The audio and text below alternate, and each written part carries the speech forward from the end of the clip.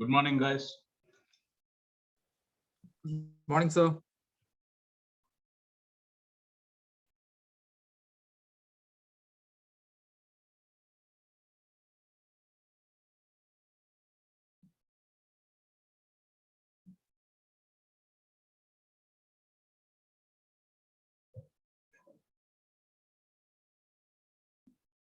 Right. Good morning. So, how's your revision going on?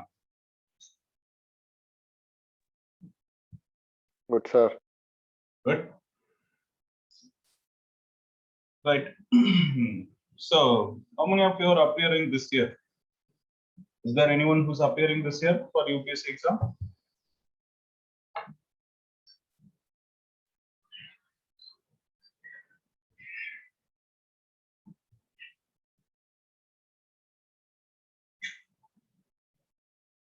Nope. Okay. So, no one's appearing this year?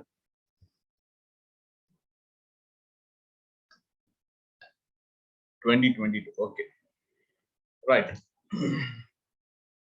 So, if you belong to SC or ST community, what you guys do is, if you belong to SC or ST community and you have the age qualification, I would suggest you, doesn't matter the number of attempt. Okay, so I would suggest you people to keep on attending, keep on giving attempt.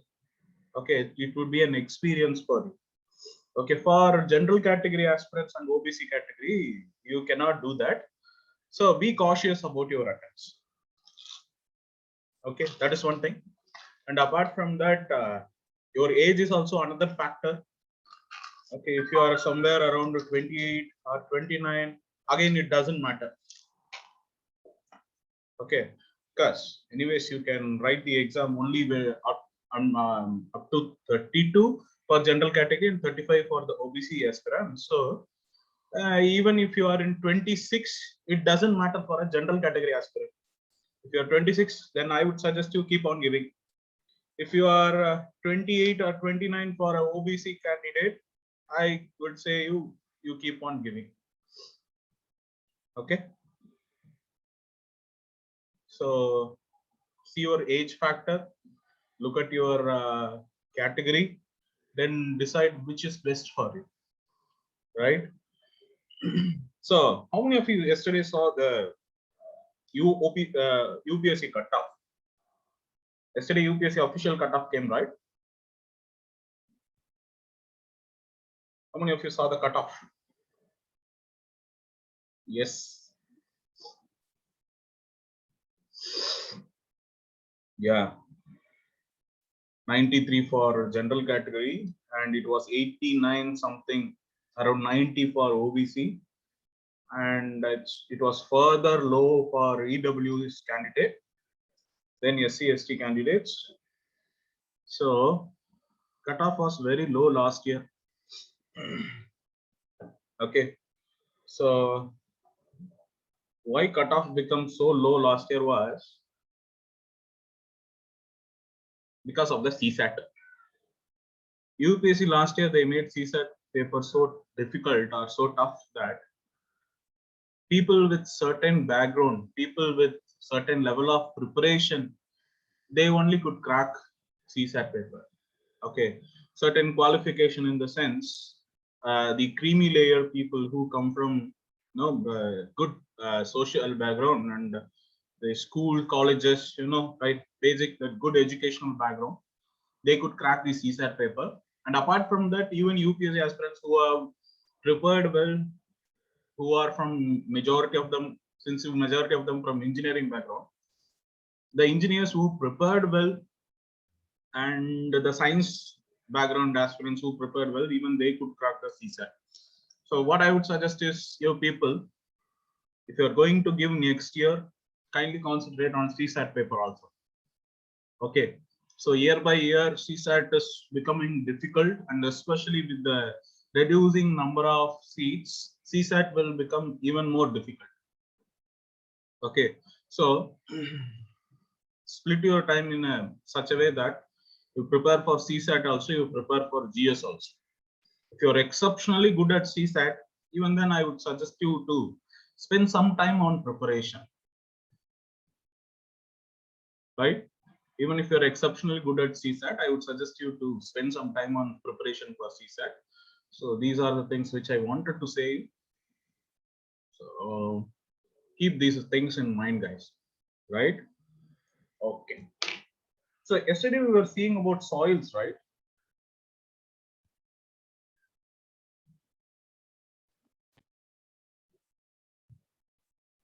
Yes, sir. Yes. Okay.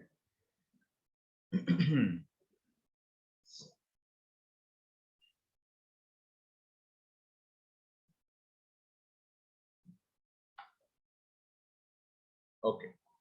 So if you think about the soils, as I said yesterday, soil forms a major part of the not just Indian agriculture, but also Indian way of life, right? As I was saying, the reason is the soil decides what kind of plants grow in certain places.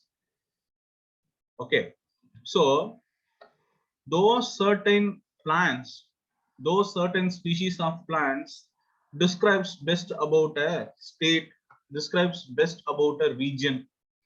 For example, if I say cashew, which state comes into your mind?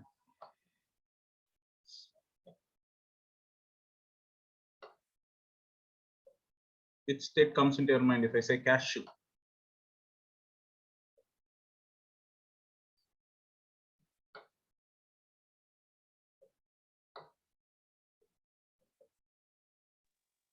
Goa. Goa. Okay. Because of any. Is that why? Yeah.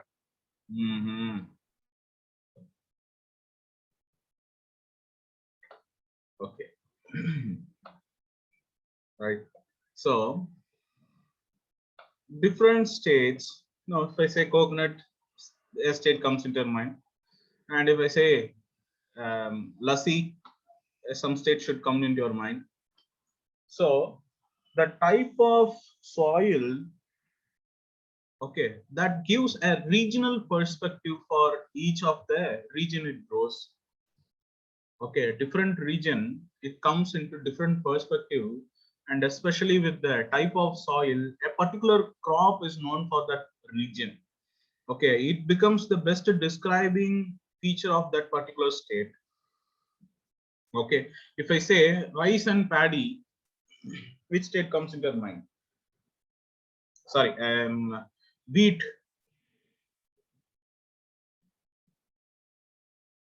Punjab, right? If I say rice, which state comes into your mind?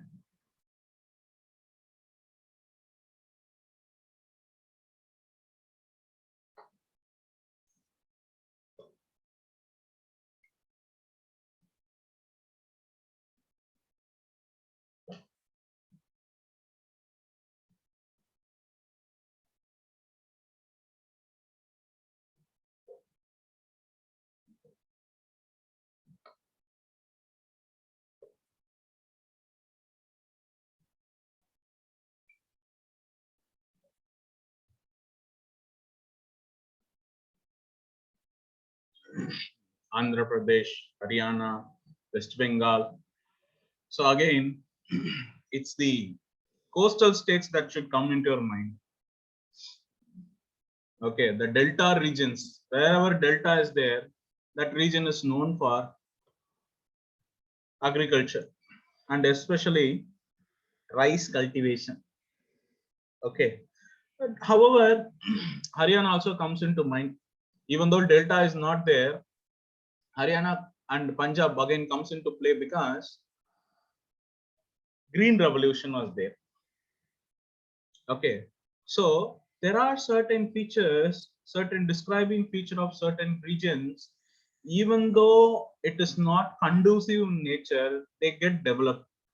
Even though the climatological factor, even though the mineral aspects of those states are not par with the other states, they still reach the heights. Okay, because of their human development index. Okay, for example, if you can take example of two states. One side you can keep Jharkhand on one side, the other side you can keep Tamil Nadu for that case. Okay, so if you take Jharkhand for that case, you know about Jharkhand, right? Jharkhand is known for what?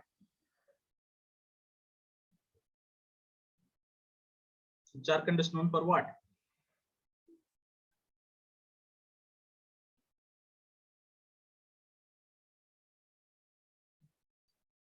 Coal. Coal. Okay. Iron ore, Disco, Jamshedpur, right? But think about the development of Jharkhand on one side and the development of Tamil Nadu on the other hand.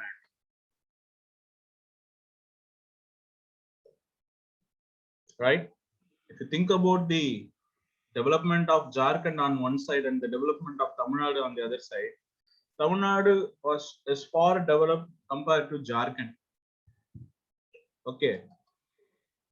Even though Jharkhand is rich in minerals, even though Tamil Nadu is devoid of any major minerals, okay, except the lignite, okay, except the Neyveli region lignite and some of the coastal regions with monazite stand, Tamil Nadu is not rich in minerals.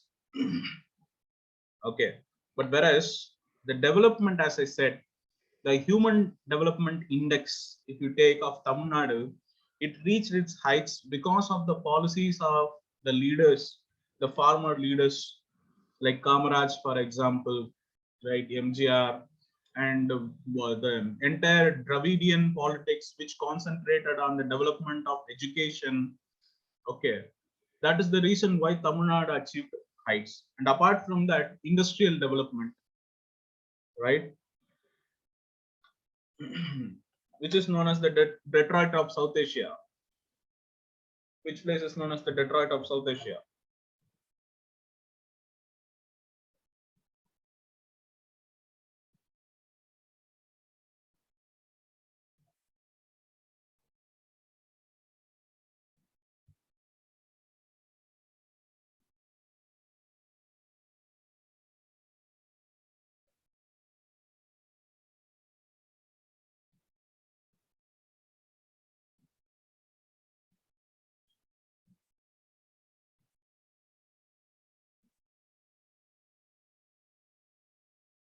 Guys, are you there?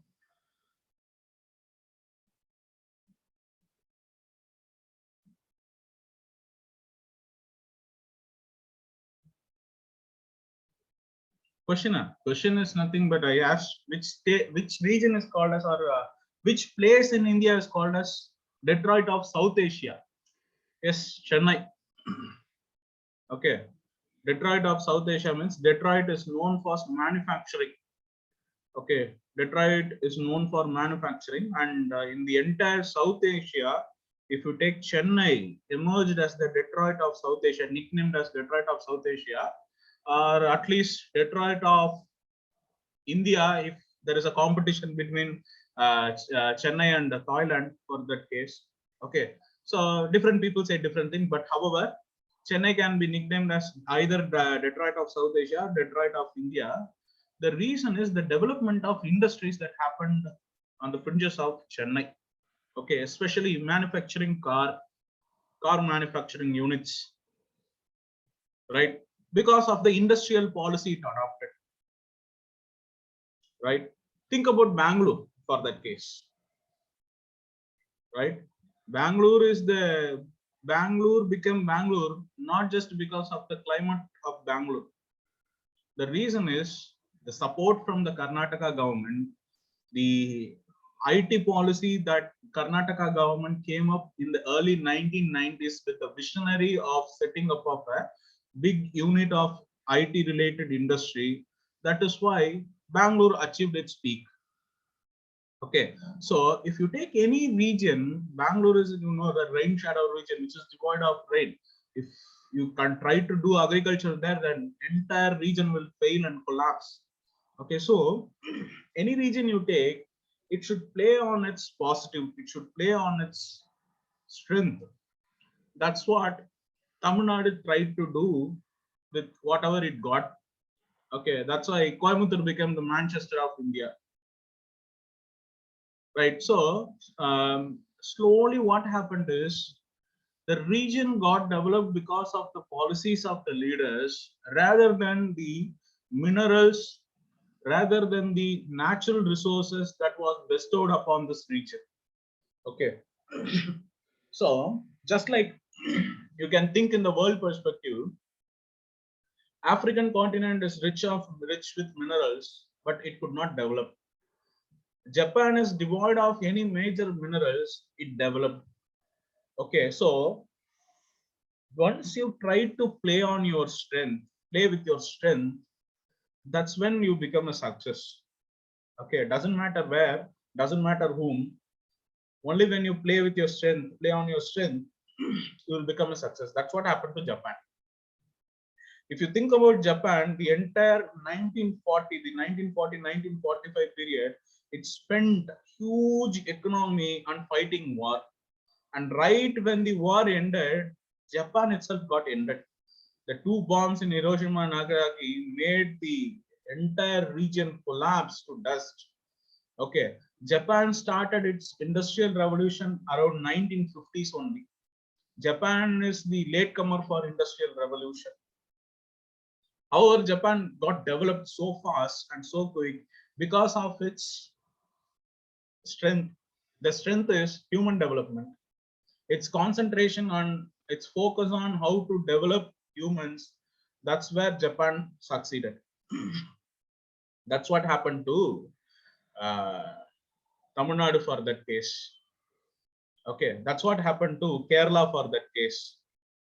Okay, giving more powers, devolving more powers to Panchayat enhanced Kerala's education.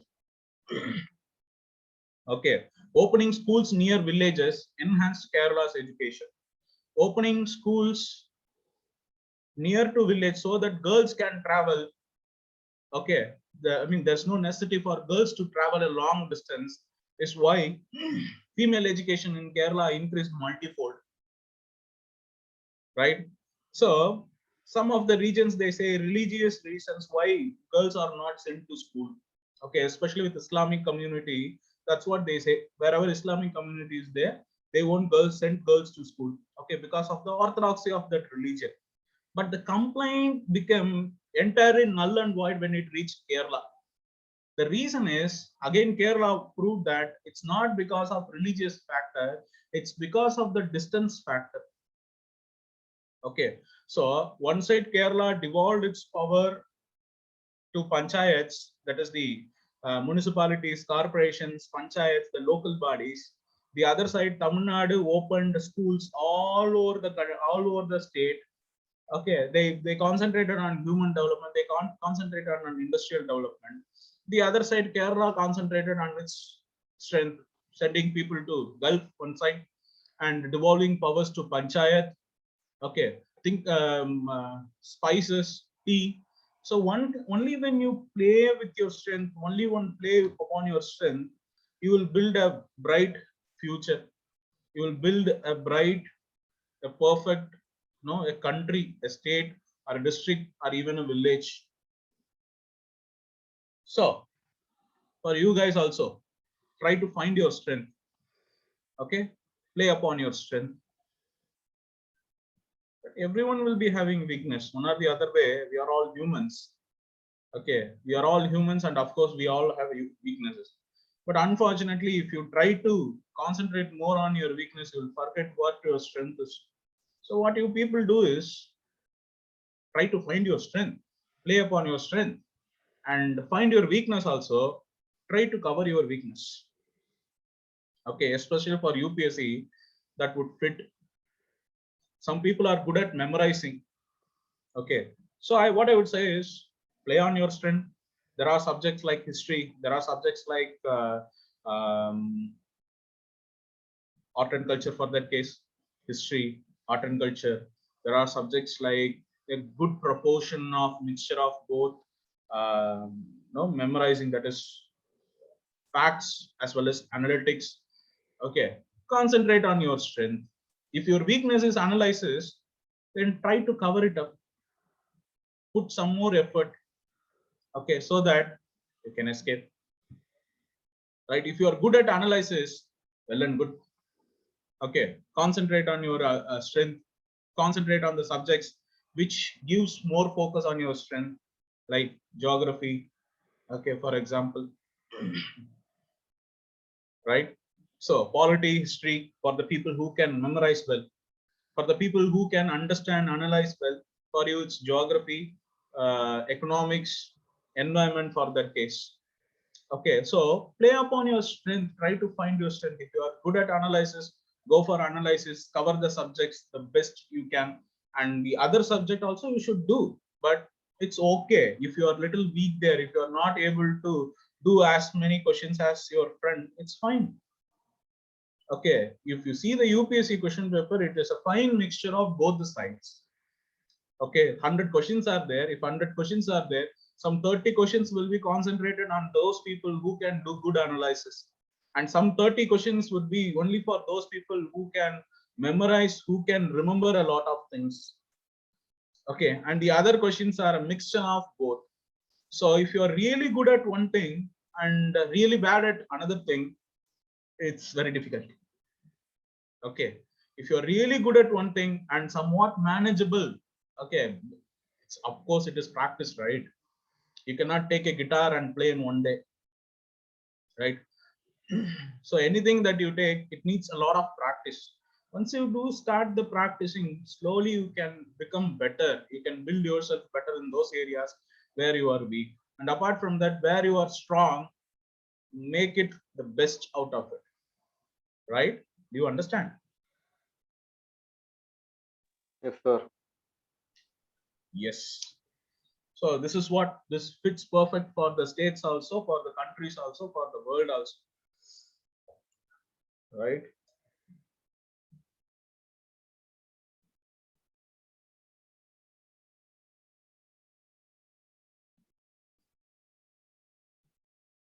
Right. Remember this box. Okay. This box will help you a lot. You can use this box in ethics. You can use this box in economics. You can use this box in geography. Anything that you want. It's up to your own imagination. Okay. Open your imagination. You can have a high flow. For example, right? Low natural resources, high natural resources. Okay, high development, low development. So there are certain countries which have low natural resources but high development. There are certain countries which have low natural resources and low development also. There are certain countries which have high natural resources and high development also. There are certain countries which have high natural resources but low development. Okay, so what you guys do is give me some example. Low natural resource, high development. Which country?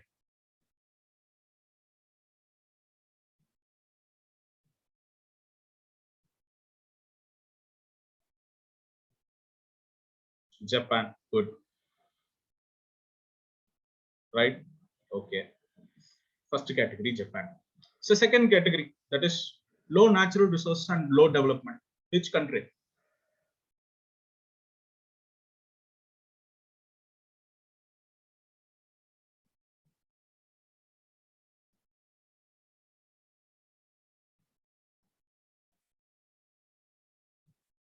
India. Afla. India can neither be considered as a country with low natural resources. Sir, India Africa. can never be considered as a country with low development also. No way.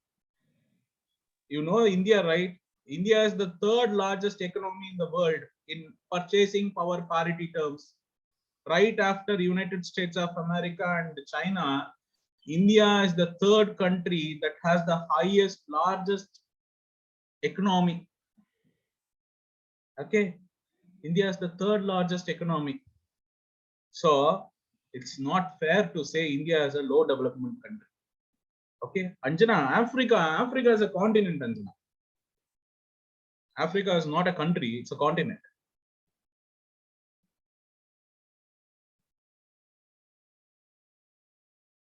Afghanistan. Yes, good.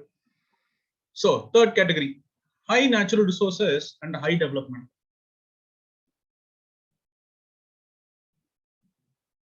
China, yes, China we can say, but more fitting would be USA. Agriculturally, yes, wonderful. Okay, non-agriculturally also, yes, wonderful. Natural resources, rich in natural resources. So then the fourth type, high natural resources, whereas low development. Now you can go for African countries.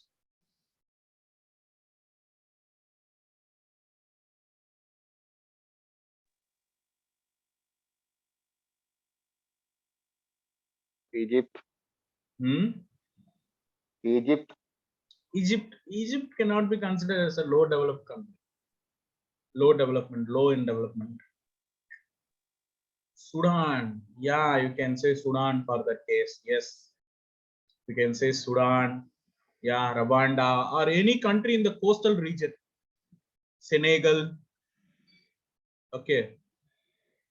So those countries in the coast, northwest coast, in Gold Coast, Ivory Coast, those countries you can go for it, right?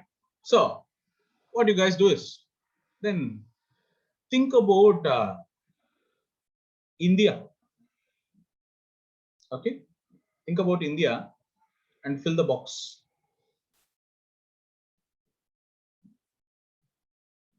Give me examples.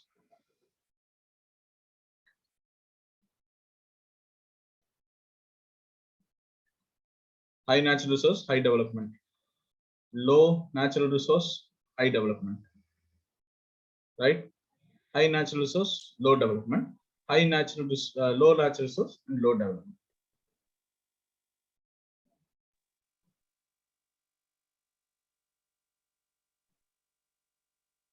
So you're asking about the states now?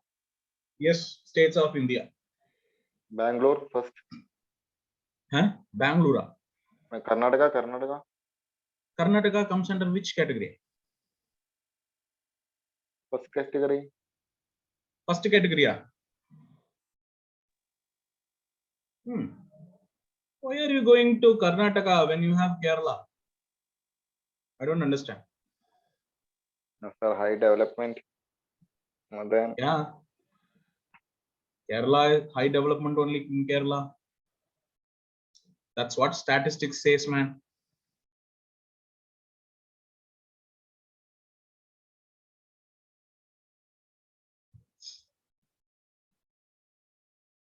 So it's Sayuj, right?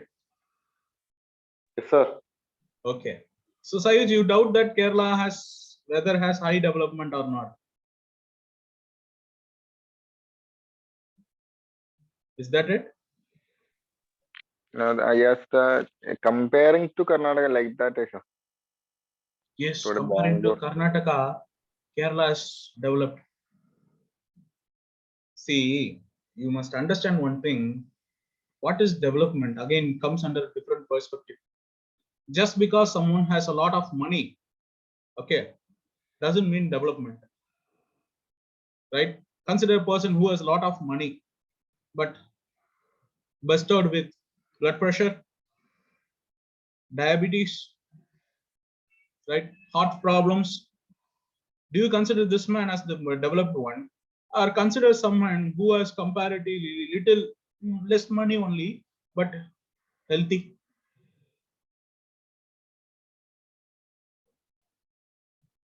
That's what between Maharashtra and Kerala is.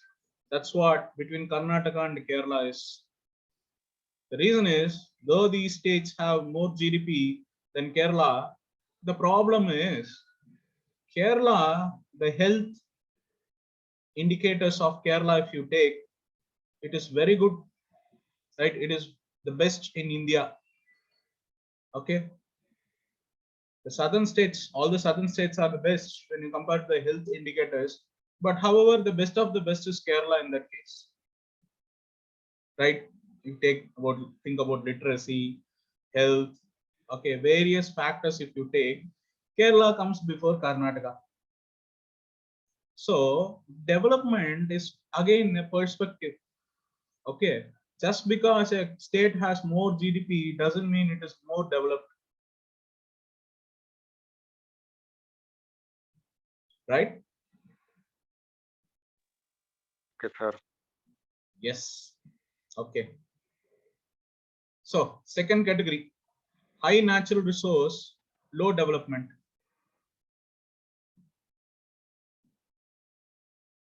UP, yes. Northeastern states, UP, all comes under this category. Okay. Then low natural resource, high development.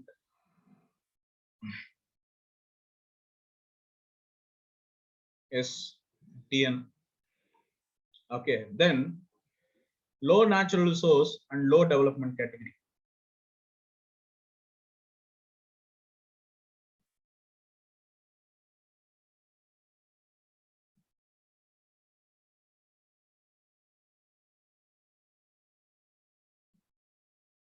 Northeastern, they have high natural resource. You should think about it. Yes, you can say Rajasthan for that case. Okay, you can say Rajasthan, you can say Odisha,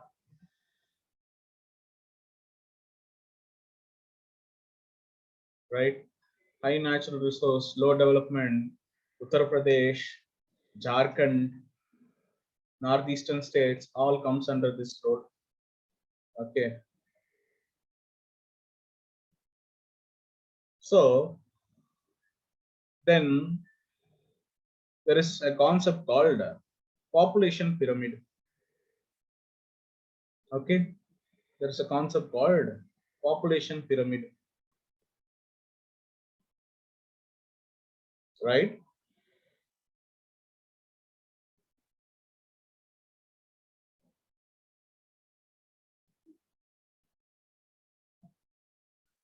So, what is the difference between these three pictures?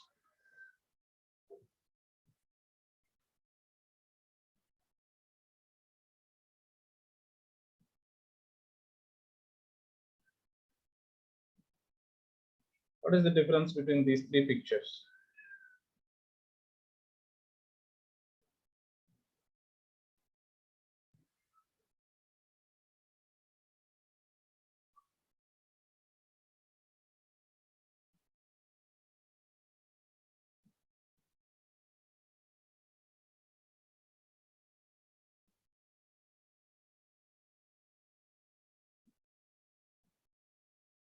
Center part little bulge. Good.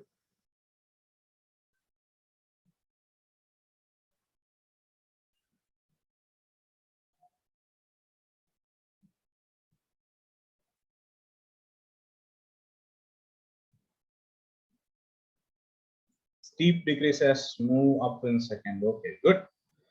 So, if you consider these to be the population pyramid and consider one side it is female, the other side it is male.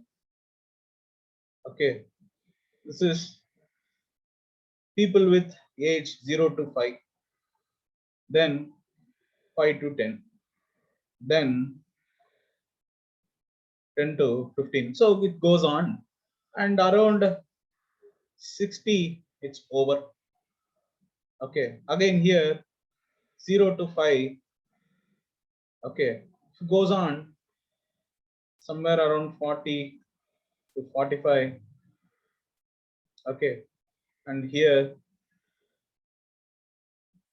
somewhere around 45, 50, right? 40, 35, and here 0 to 5. Okay, so people at different age groups, right? People at different age groups. So as I said, one side it is female, the other side it is male. Okay, this is the age. and this is called population pyramid, right? So consider this country where population pyramid is like this. What do you understand from this pyramid, guys? What do you understand from this pyramid?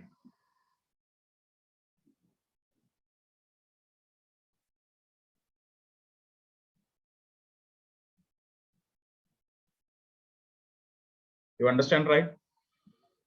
This represents number of people.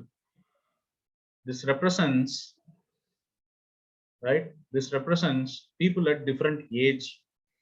This represents people with different genders. Okay, if a country has this type of pyramid, what do you understand from it?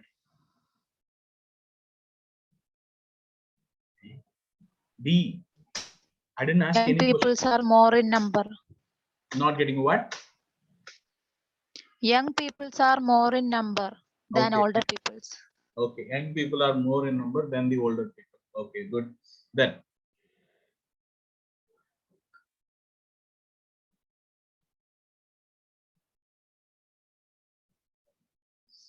Mubashir, you are saying it's a developing country. How and why?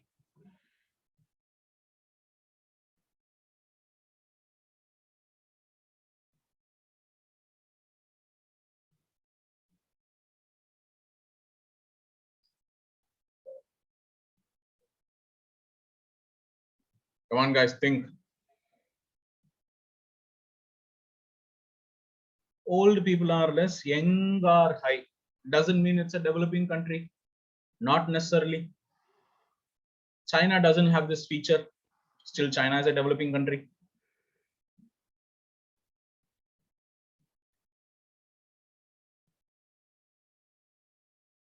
Actually, this is a typical feature of an underdeveloped country. Lifespan, good. First one developing. No. Working force. Yes. The first one shows aging population. Yes, first one shows aging population because there are no new children are added. Okay, if you consider here, it would be around 75 or 80. Okay, around 80, 85.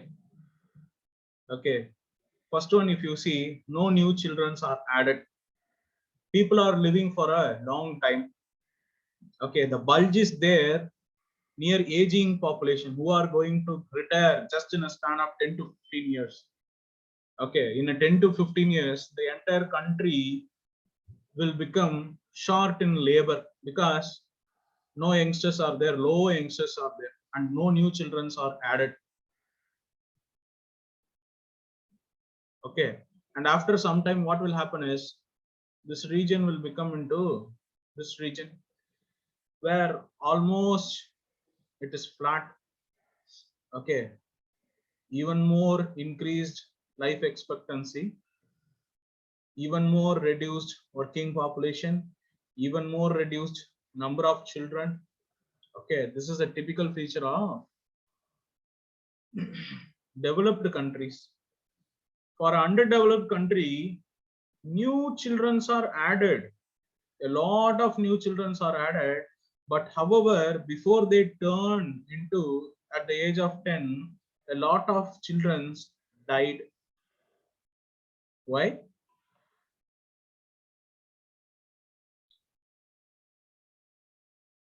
A lot of children die before they turn 10.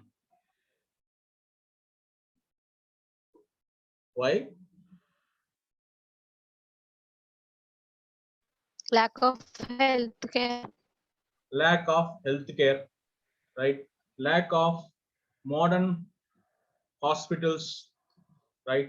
Lack of development, malnutrition, okay, food insecurity, okay, poor healthcare system, right? Protein deficiency. So a lot of things are there, okay, which is typical for a underdeveloped country, right? Is it clear? Yes, sir. Yes. And the lifespan is just 60, which means again poor healthcare system. Okay, and it is very steep also. Okay, very little people only are converting, are going into this stage, right? More children and more old people than the working force. Working force is low here.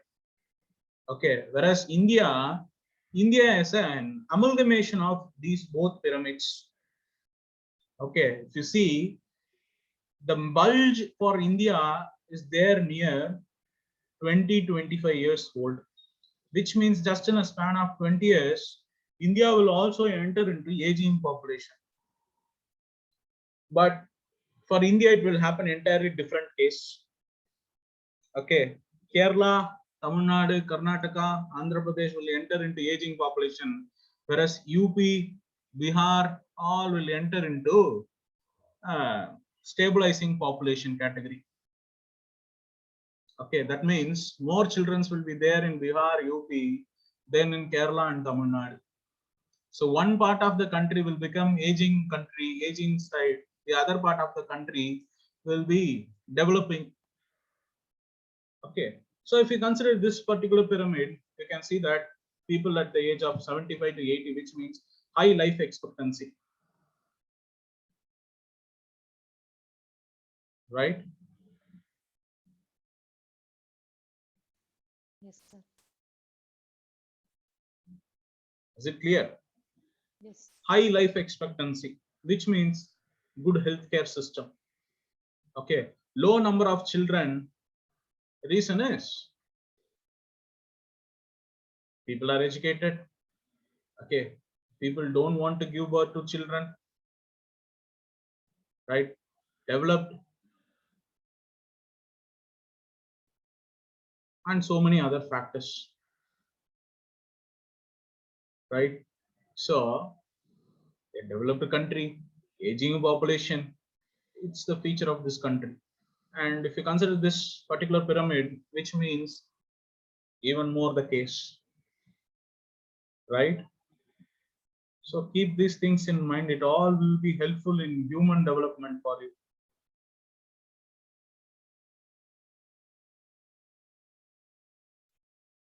Right? Is it clear? Sir. Yes. So guys, use your imagination and give me a checkered box here. Use your imagination and give me a checkered box here. What can we insert here?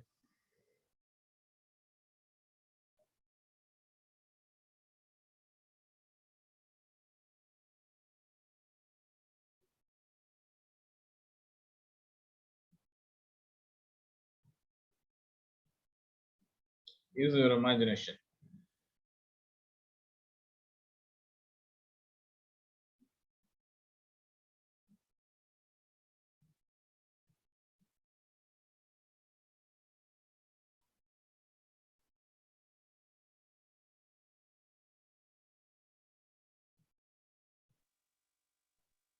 Age group. Okay. What do you mean by age group? Sir, Population development. Good, very good. Yes. High population, high development. Low population, low development. Right?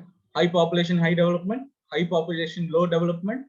Low population, high development. Low population, low development. Right? Good. Yes, you can go for that. Right?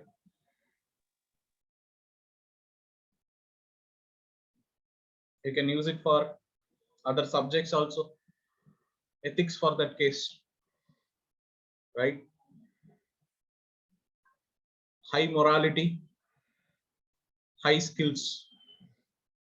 Low morality, low skills. Okay.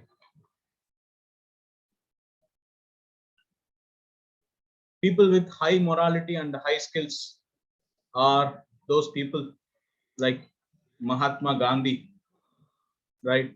Jawaharlal Nehru, Subhash Chandra Bose, Dr. Ambedkar, okay, Rabindranath Tagore. So those people who have high morality and high skills, they are always leaders. They're already leaders. Okay. And those people with high morality and but low skills, they can be cultured. Okay. They can be developed into leaders. They can be nurtured. They can be cultured to become heroes to achieve their potential. Okay, at least if not at national level, they can serve their village better.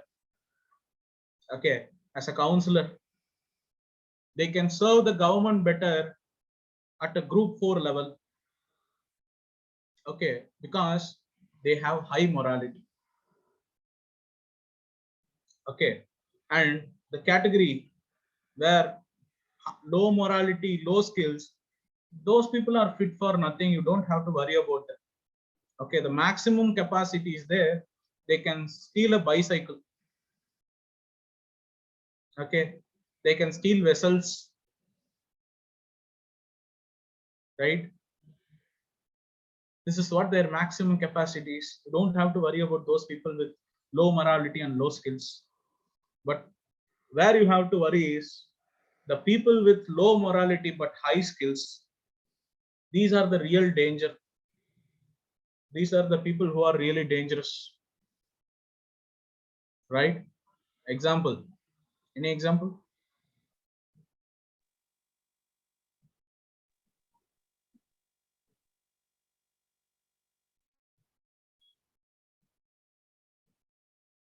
Good. Hitler.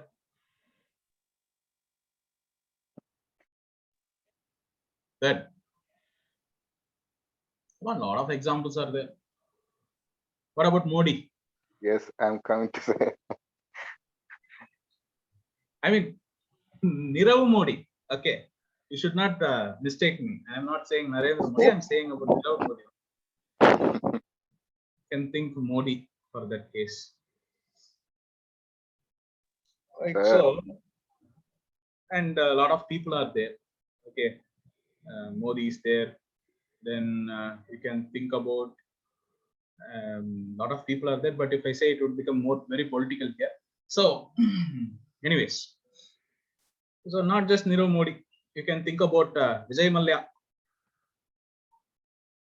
right? Vijay Mallya. So all those guys who got money and ran away, you can think about those people, right? So morally corrupt politicians will come under this category. Okay, scientist who wants to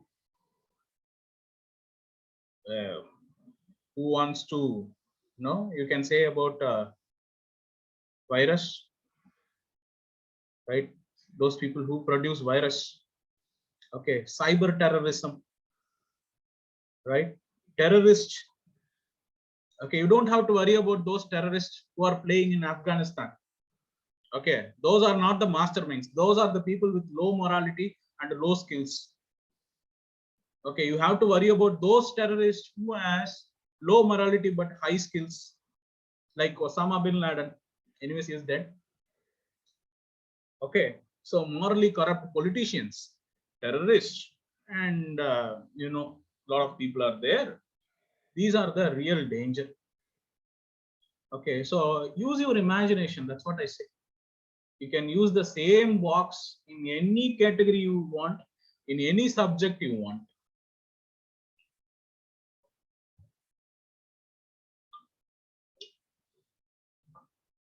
Right? You understand?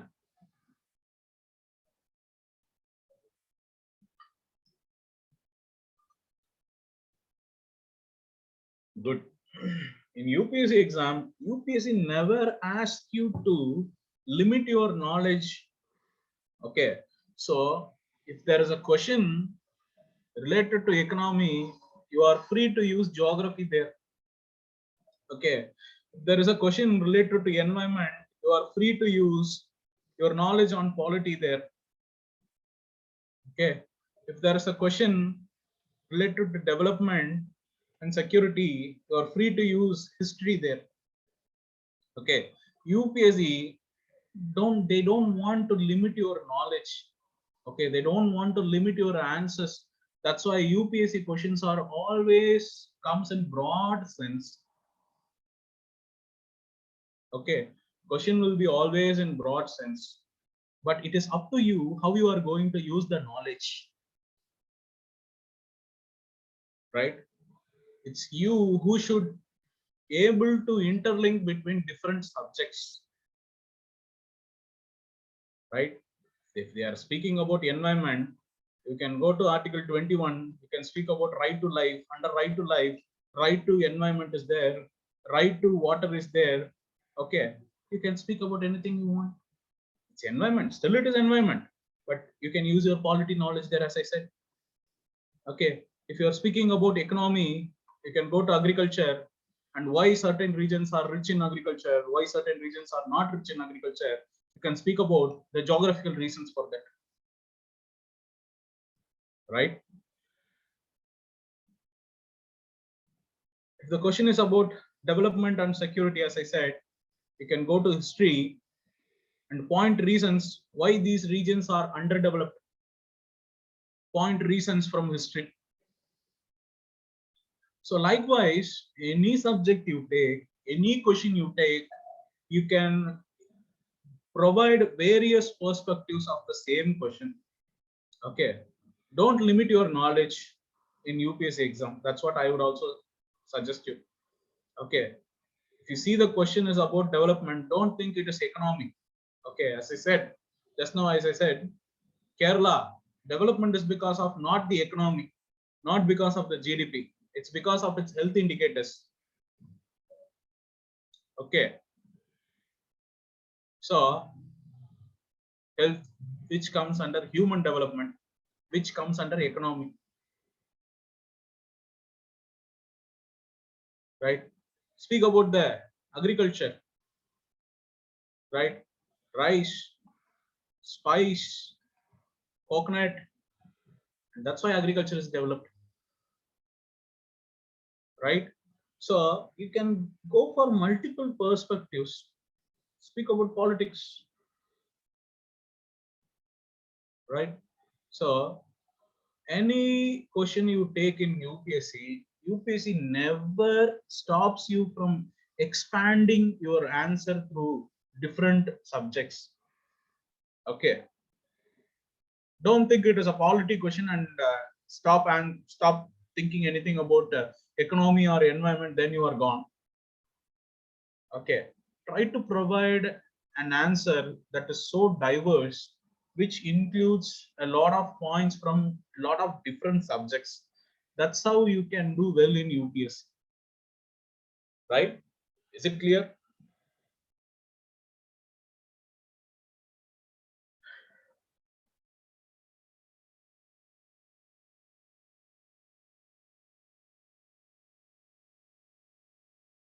Yes, good.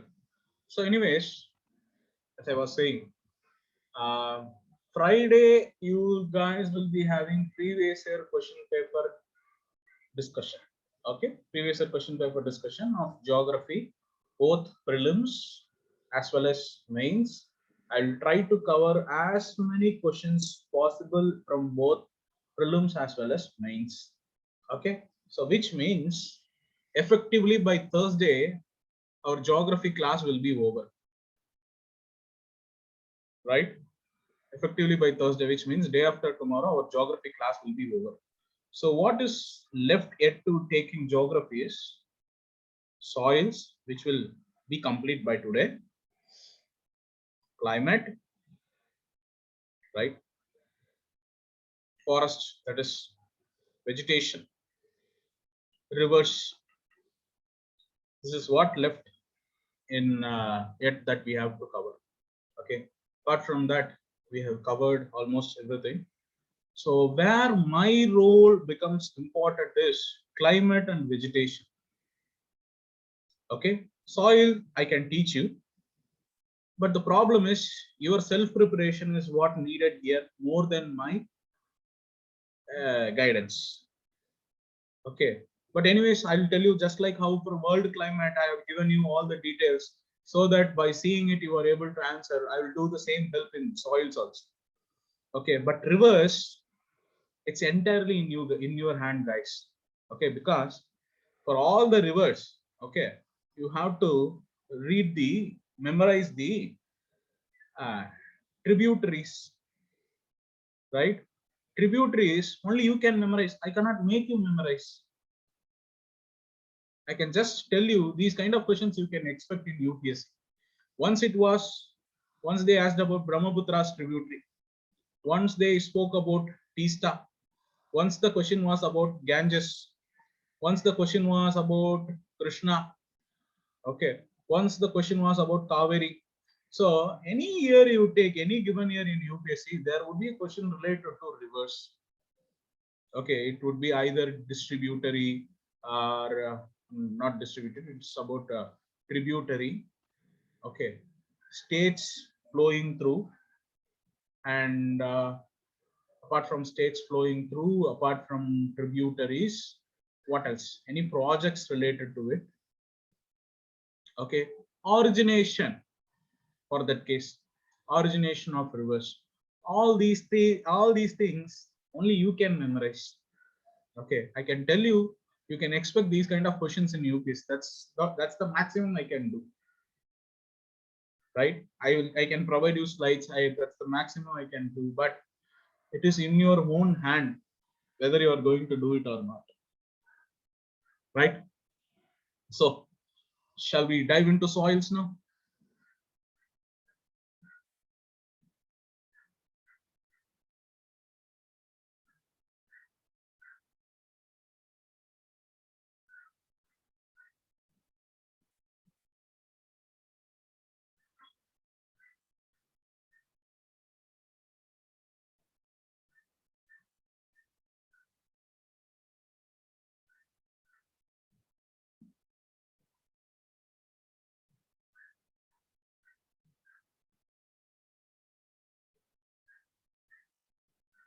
So, is the screen visible now?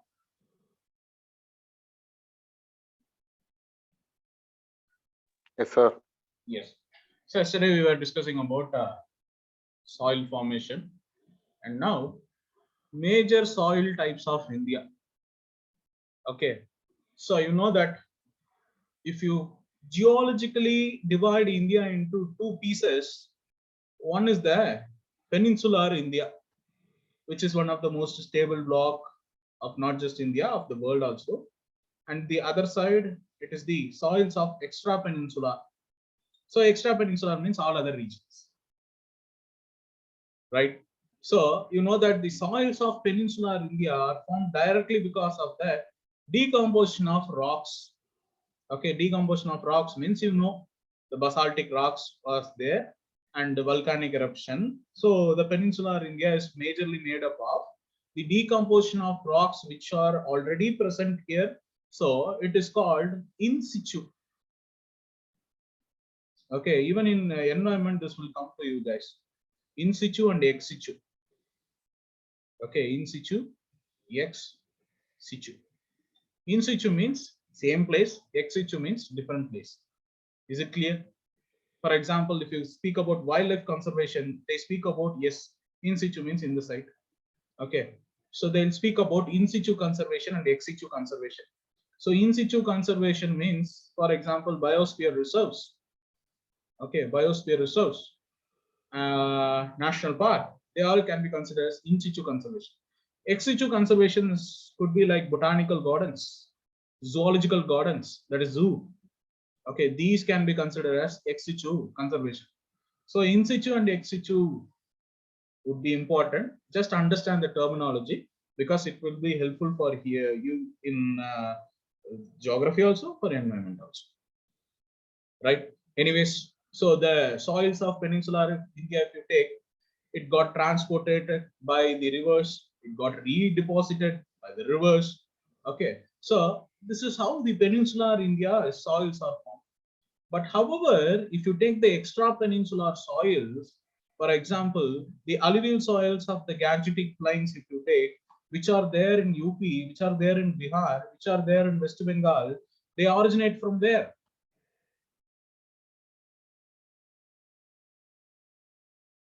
Where is the origination point for that?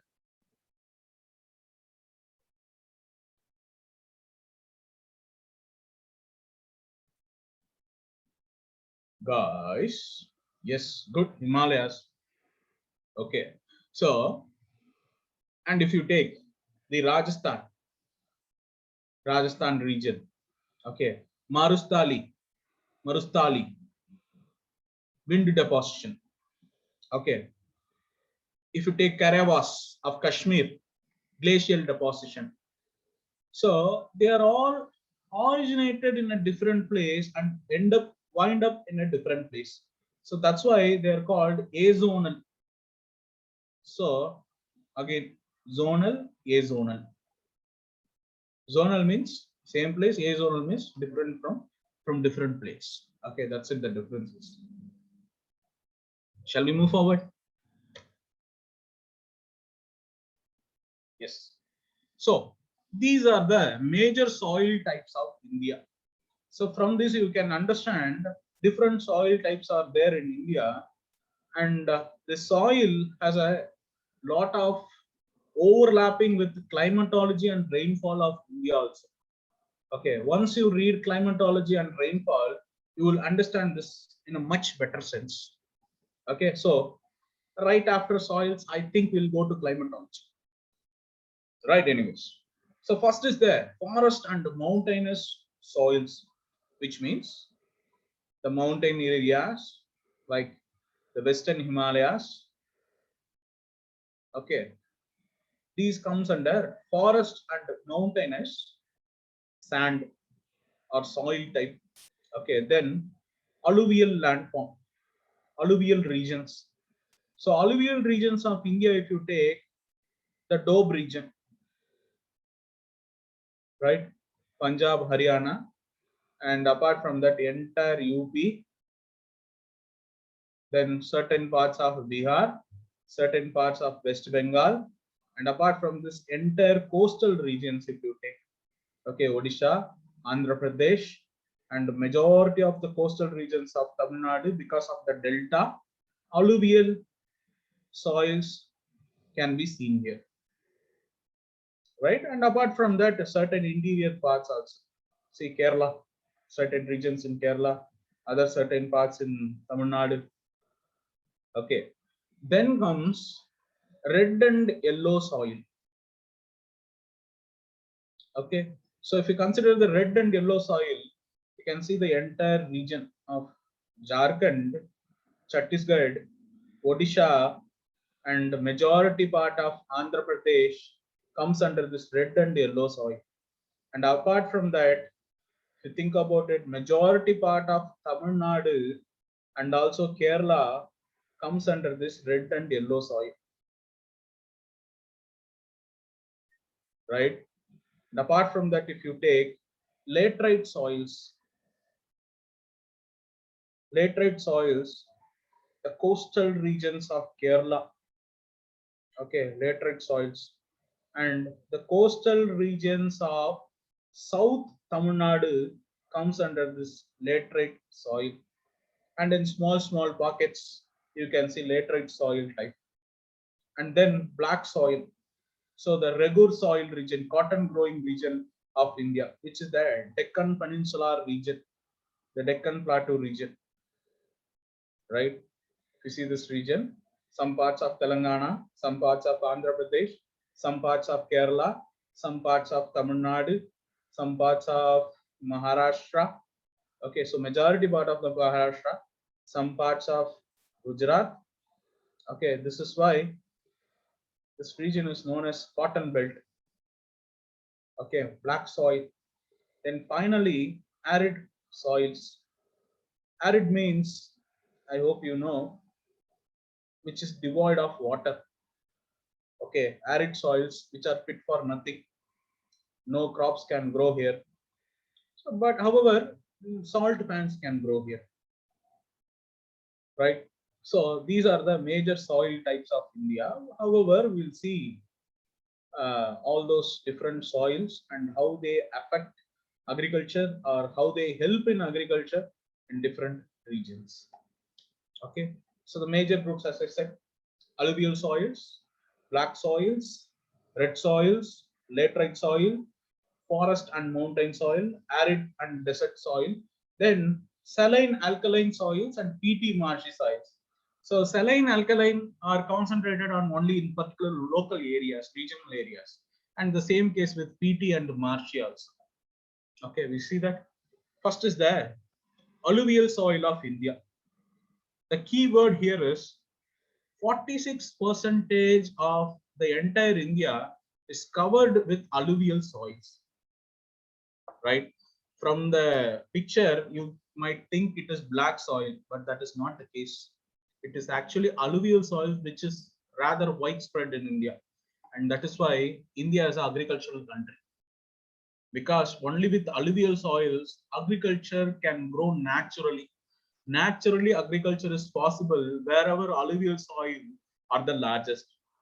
You understand?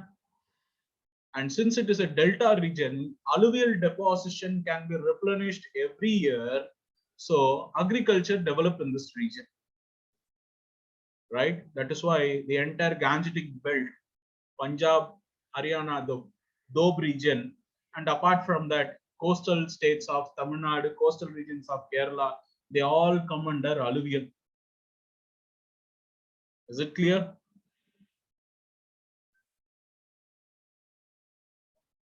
Shall we move forward? Yes. Okay. So characteristics of alluvial soils you should understand. One is the soil are immature in nature and have weak profiles. Reason is it gets deposited every year. Since it gets deposited every year, it is young, so it is called immature. Okay, it has weak profile. Weak profile means if you take a soil, it has profiles.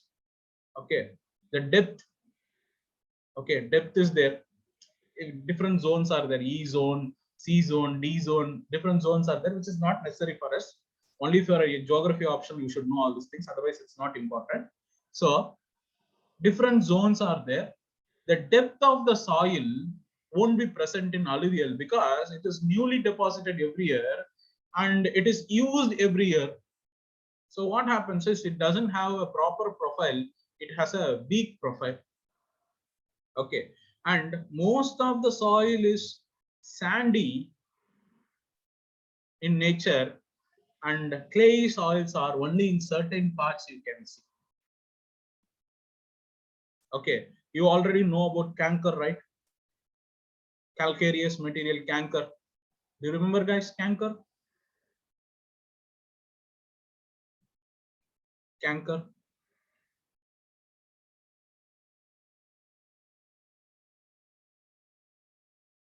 Yes, sir. Banger, Barber, right? So calcareous materials, canker and Banger, all be present in this region. You know this one, right? The soil is porous in nature. Of course, when the soil is sandy and loamy type, because of the particle size, they are porous in nature. Okay, loamy, as I said, loamy means equal proportion of sand and clay will be there. So it is called loamy, right? Do you remember three types of soil? Yesterday I said sandy type, then clayey type, then loamy type. Sandy means bigger particles. Clay means finer particles. Whereas loamy means it's a mixture of both sand and clay. Okay, so majority of the alluvial soils are sandy loamy type rather than clay type, right? So since it has good porosity, since it has good texture, agriculture is favorable in this type of soil. Okay, if it has high porosity like a sandy soil, agriculture won't be possible. Okay, If it is clayey in type, having finer particles, agriculture is possible, but not to a great extent. Only certain crops can be grown in this region. But however, this alluvial soils, if you take, it's a beautiful amalgamation of both the types. So what happens here is it has good porosity, at the same time it has good texture for the development of agriculture. Right? If you see about the chemical properties of alluvial soil, the alluvial soil always have low nitrogen content. Okay, it is rich in potash, it is rich in phosphoric acid, it is rich in alkalis, or also you can say it is moderate to rich. Okay, not all the regions, it is standard somewhere to moderate to rich. Okay, if you consider the distribution of alluvial soils in India, as I said, the Indo-Gangetic Brahmaputra plains.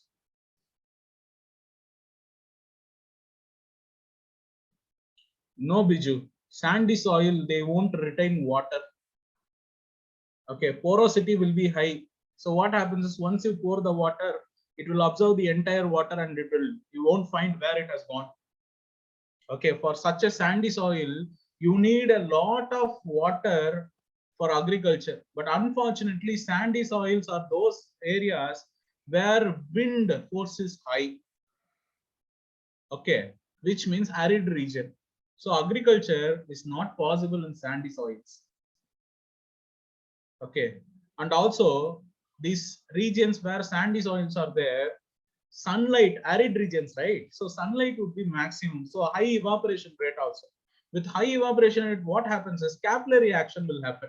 So with capillary action, all the minerals that are there inside, they will come to the top of the soil. Okay, thereby making the soil alkaline in nature, which is again not fit for agriculture. So sandy soil, even by its porosity, it is not fit for agriculture. And because of its arid nature, again, it is not fit for agriculture. Is it clear? Yes. So then the deltas, the delta of Mahanadi, Godavari, Krishna, Kaveri, all of these regions are concentrated with alluvial soil. Okay, and apart from that, Narmada, Tapi, some of the parts of Gujarat. Okay, this is where you can see alluvial soils. So as I said, it is best suited for agriculture. Okay, best suited for agriculture means rice, wheat, sugarcane, anything that you put, okay, will be grown here because the soil is the best suited for agriculture. Right? Anyways, you already know two types of aluminum are there. The younger one is Kadar and the older one is Bangar. Okay, older alluvium, newer alluvium, which you already know. Then black soils, right? Black soil, majority of the region, as I said, the Deccan Plateau.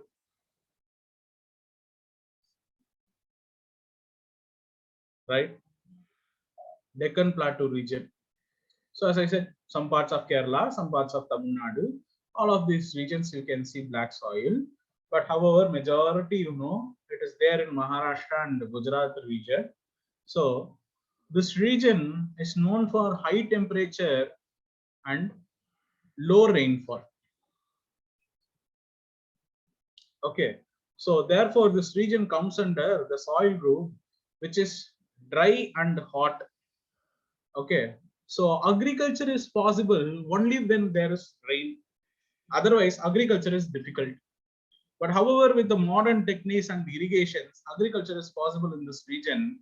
But however, the agriculture is not fit for all the crops. Okay, so you'll see why black soil is in certain way. Okay, as you know, the black soils are known for clayey material, right? They are known for clayey material. So Around 62% or more of the black soil comes under clay material. Percentage is not necessary. Just understand it is clay in nature. Okay, clay in nature means finer particle. Okay, finer particle means if you pour water, what will happen?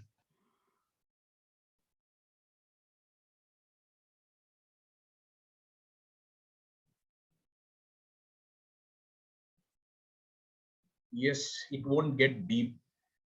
Okay, water clogging will happen. So water retention is high for a black soil. Okay, water retention is high.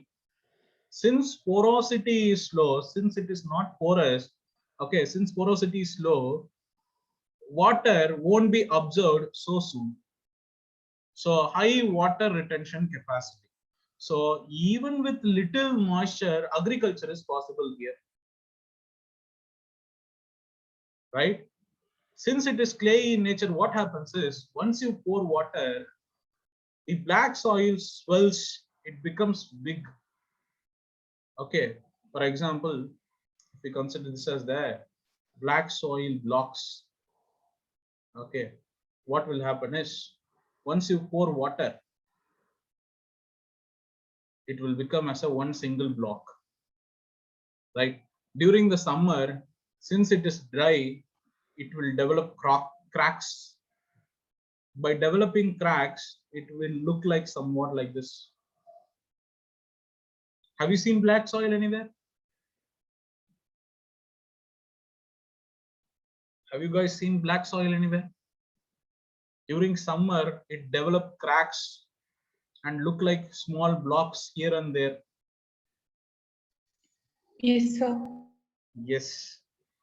And in the rainy time, if you just pour water also, it will become a single block by swelling. It becomes big, right? So this is called self-tilling. Okay, self-tilling. So tilling means, you know, right? What is tilling?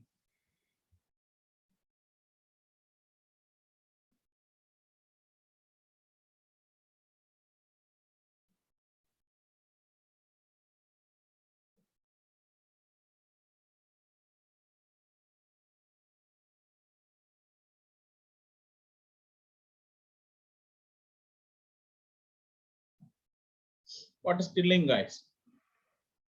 Tilling.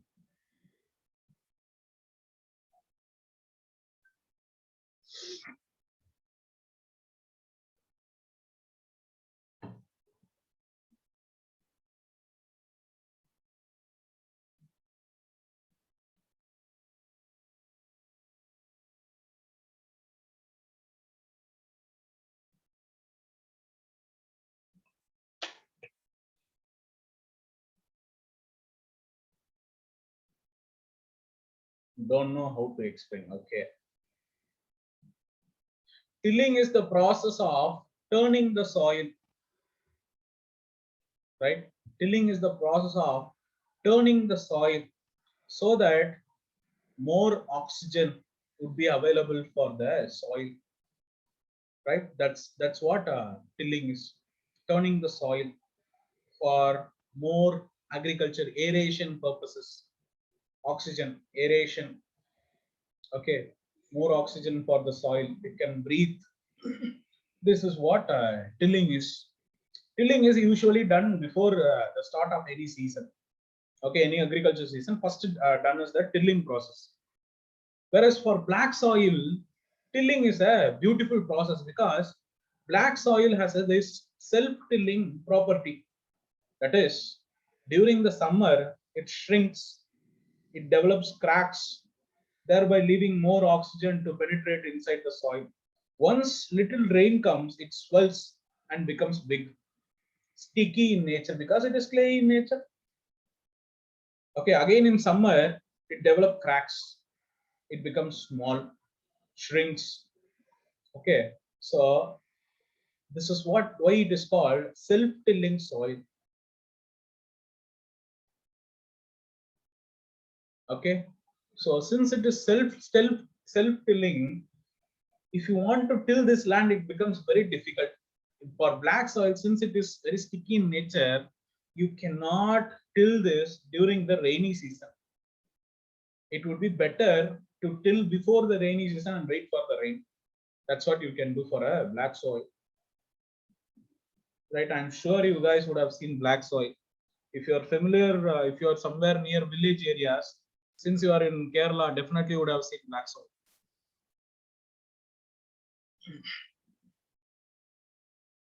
Right? So the chemical composition of black soil. Okay, so this is what the chemical composition of black soil. It is low in phosphate, low in nitrogen, low in humus also. Okay, these are the properties of black soil, the chemical composition. And why is it black in color, guys? What is the reason for black color?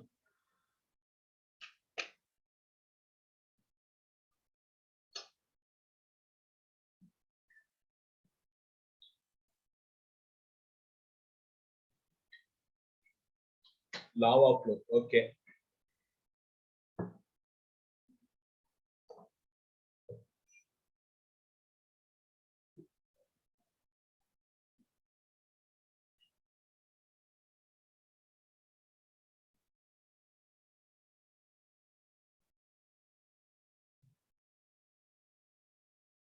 That's it. Lava flow.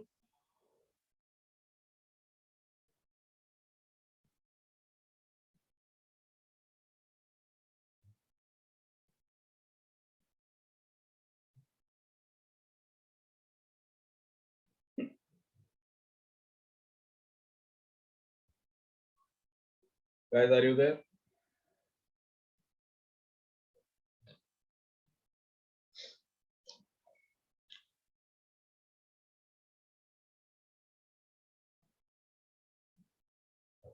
Two things are there. One reason is it has magnets. Okay, magnetite, little iron ore, because it's Deccan Plateau. Plateau is rich in minerals. Okay, then black constituents of the parent rock, which is the basalt, lava flow. Okay, these are the reasons why the color is black. Okay, and the different region has different colors. Some regions with the deep black, some regions with shallow black, some regions it's a mixture of black and red. So it's not the same everywhere, right? Then the distribution of the black soil, if you take, it is around 16.6% of the total area. Okay, so the black soil crops are best suited for, as I said, it's called cotton. I mean, best suited is cotton. That's why black soil is also called as cotton soil. Okay, and it is also called regur soil.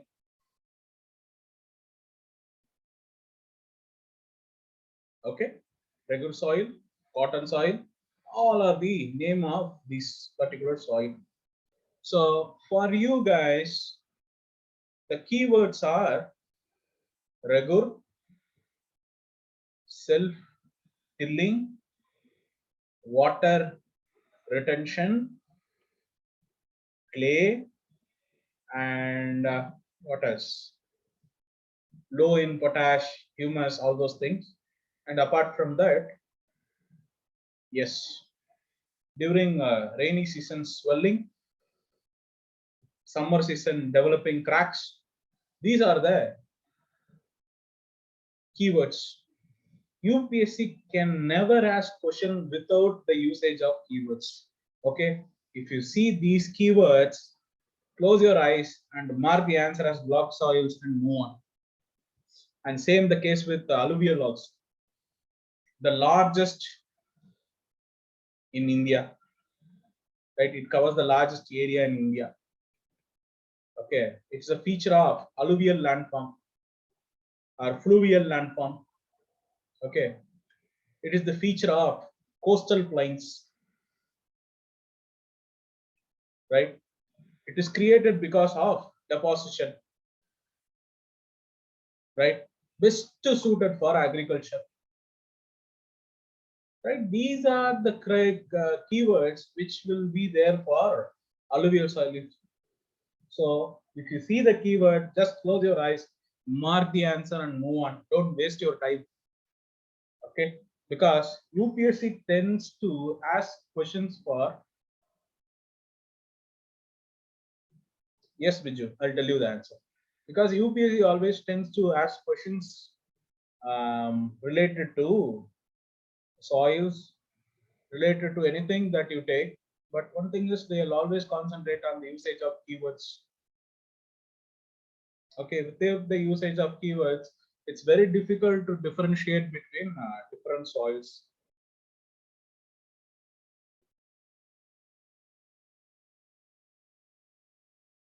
Alluvial soil is not just sandy in nature, Biju. What I said is, it is sandy loamy type. Okay, some regions it's little loamy and clayey type. Okay, it's more of sandy loamy than loamy clay. That's what I said. Okay, it is the basic characteristics is loamy, the amalgamation of both sand and clay. Majority of the regions it's sandy and loamy, then loamy and clay. Okay, see here.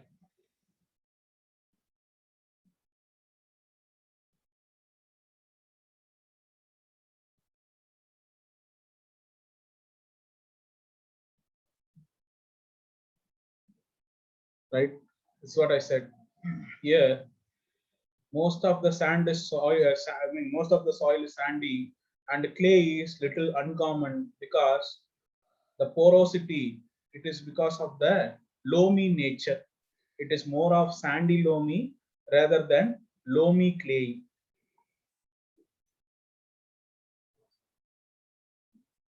Yes. See, porosity is there for all the three types of soil. Okay, doesn't matter it is sandy or loamy or clayey. Porosity is there for all the three of them.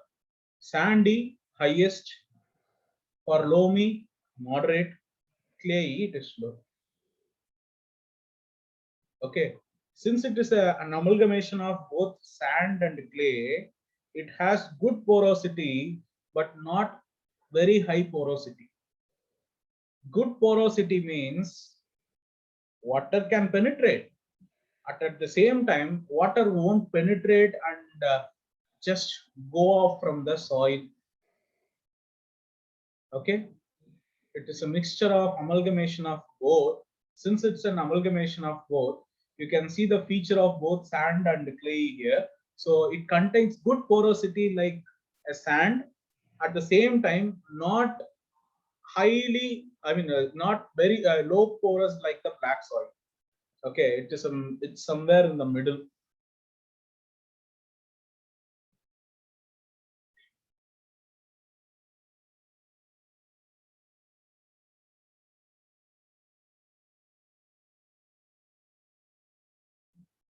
Okay, so distribution, this is what we are discussing, right? Distribution.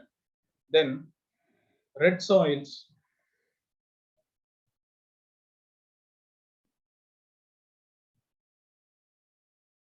Okay, red soil. The color red. Why do you think it is red in color?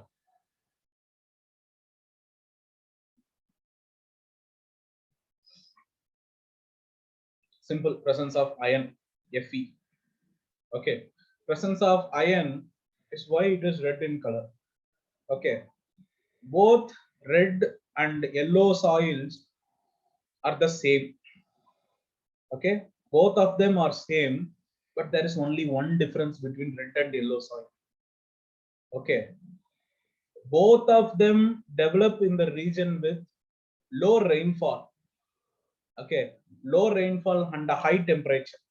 But however, out of these two, one grows at a region where it is even lower rainfall. Okay, everything being the same, only difference is the rainfall. Okay, generally red soils and yellow soil are not particularly suitable for agricultural development. Okay, they are acidic in nature, right? Rich in potash and potassium. But however, they are poor in lime, magnesia, phosphates, nitrogen, humus. Since they are poor in so many content, agriculture in red soil is little difficult. Okay, that's why if you think about Maharashtra region, the Marathwada region, okay, uh, the region is not best suited for agriculture, and you can see a lot of death happens in this region. Okay, and especially it is not suited for sugarcane, because sugarcane is the crop that needs highest water to grow. Okay, so the regions with red and yellow soils are not best suited for agriculture purposes, right? So the distribution of red soil, if you take almost the entire Tamil Nadu region, you can see the distribution of red soil. Okay, as I said, this occurs in the regions with low rainfall. So if you take Tamil Nadu for that case, Tirunelveli, okay, the entire south comes under this particular soil category. And inside in of the Tamil Nadu, apart from the coastal region and certain parts of Tamil Nadu, it is majorly red soil concentrated. Okay, and apart from that, certain parts of Telangana, Andhra Pradesh, of course, you can see, right, Karnataka, Maharashtra, Telangana, Andhra Pradesh, Madhya Pradesh, Chhattisgarh, Odisha, Chota Nagpur region, some parts of Bihar, West Bengal, all these regions, including Aravalli, Mewar, Marwar region, all these regions are known for dry climate. Am I right? All these regions that we have seen are known for dry climate. Am I right? Tamil Nadu, Maharashtra, Telangana, classic example, Andhra Pradesh, Madhya Pradesh, Chhattisgarh, all of these regions, all of these states are known for dry climate. Okay. Also, one more thing is dry climate in the sense, not just any dry climate. Okay. These regions where agriculture, okay, are done with the help of monsoon. If there is no monsoon, then there is no agriculture in these regions. So these regions are called as rain fed regions. Okay, irrigation is difficult here. Irrigation is underdeveloped in this region. So only wherever irrigation is developed, you can see agriculture. For example, Tamil Nadu, certain parts of Andhra Pradesh. So wherever irrigation is developed, you can find agricultural prosperity. Otherwise, this region is not fit for agriculture majorly. Okay.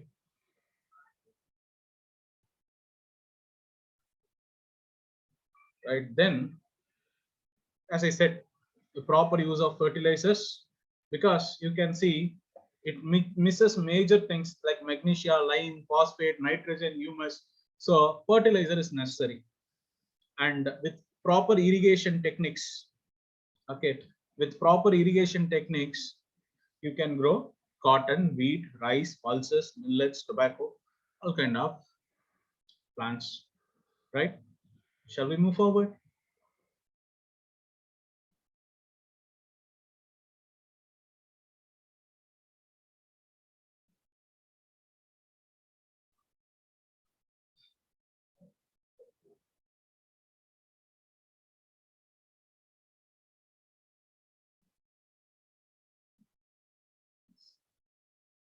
Yes. Okay, guys. What you guys do is you guys go for break and come back. Okay, then we'll start with lateric soils.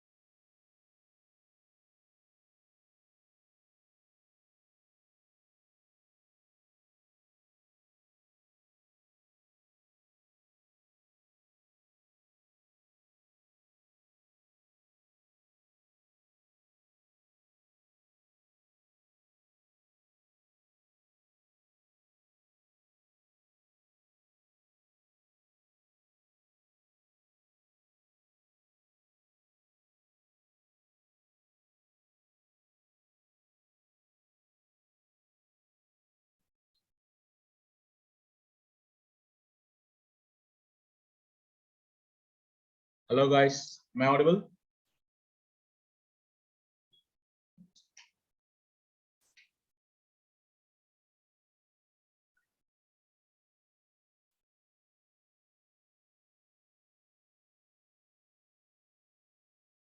Right. So next is laterite soils, right? Laterite, later meaning is brick. Okay, the meaning of later is brick in Latin. Okay, what is the color of brick?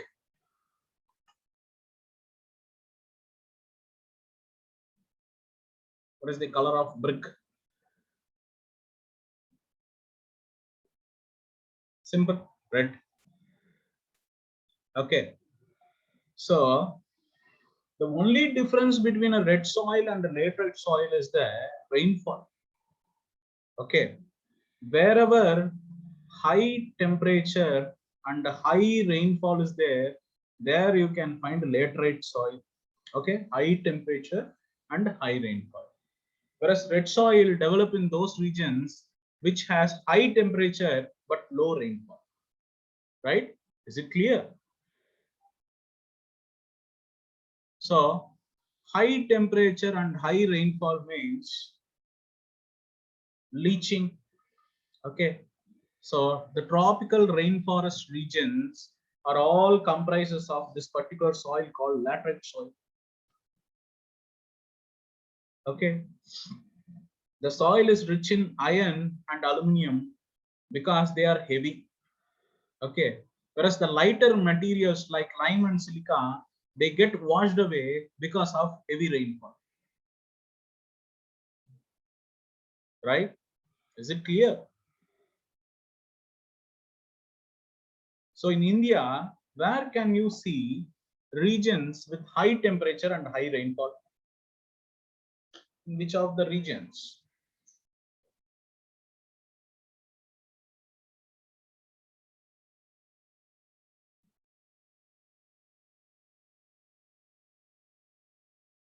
South India.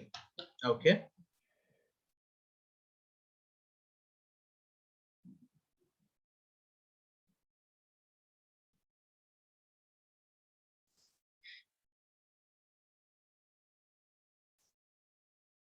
Kerala, Tamil Nadu. Majorly in Kerala, Tamil Nadu. And apart from that, northeast part of India.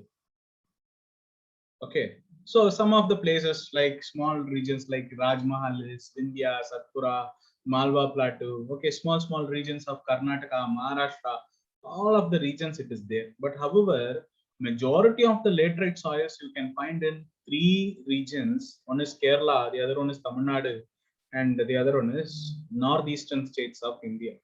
So this is where high temperature and high rainfall noted regions are. Okay, the soil is unfortunately they lack a lot of things. For example, they are poor in lime, they are poor in magnesium, they are poor in potash, they are poor in nitrogen. Okay, so they are rich in ferric oxides, as you know, iron ore. That is why. Okay, and sometimes the phosphate content it could be high in some regions. Okay, but however, in the form of iron. So only thing is it is rich in humus. Okay, it is rich in humus. What is humus?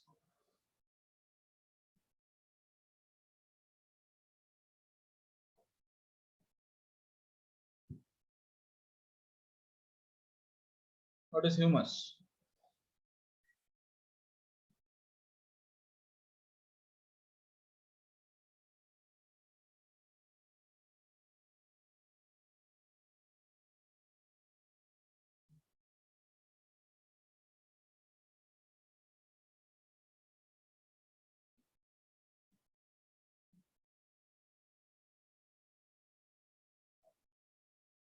Fertile soil, decomposed thinga. Ah, right? Yes. Dead and decay materials. Yeah, dead and decay material like plants, like leaves. Yes, good.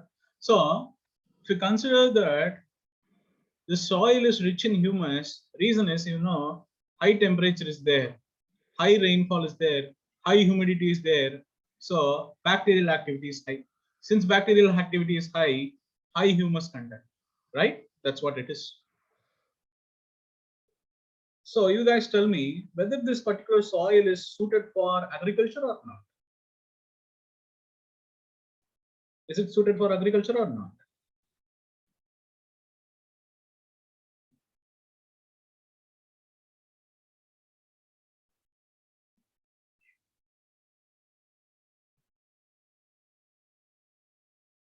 Yeah, leaching is there. That's why I'm asking. Is it suited for agriculture or not?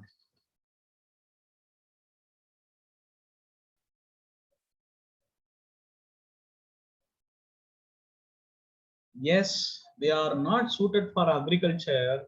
However, with modern technology, with advancement in science, the people of Tamil Nadu and Kerala, they harnessed this beautiful soil. Okay. One is they are wonderful for construction purposes. Okay. Economically, yes, beneficial. And second thing is, as I said, agriculture. Which are the regions known for cashew?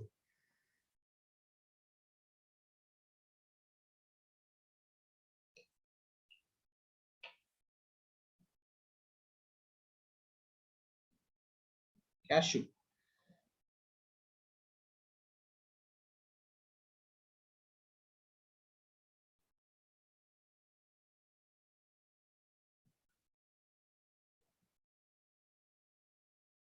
Kerala, Goa, northern part of Kerala, yes. Right. Kollam. Kollam is known as the cashew capital of India. Okay. Not just India, it can be even considered as the cashew capital of the world. Kollam.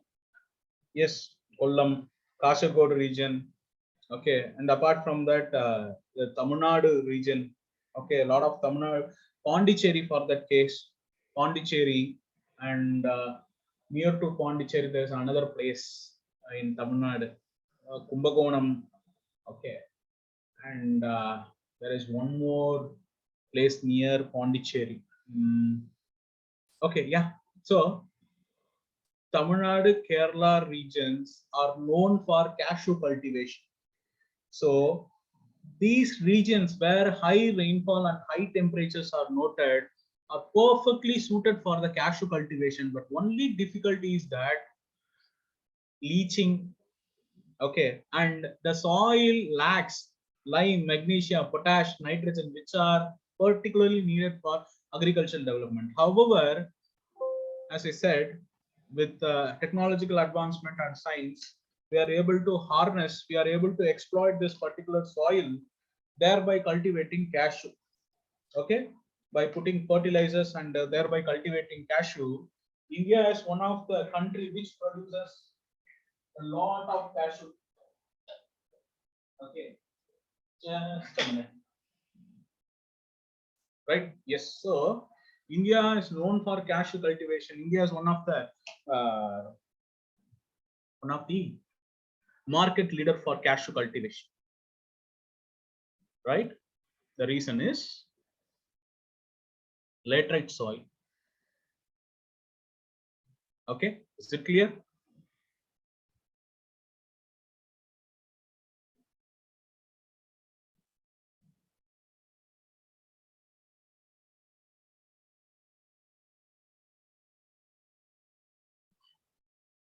Yes.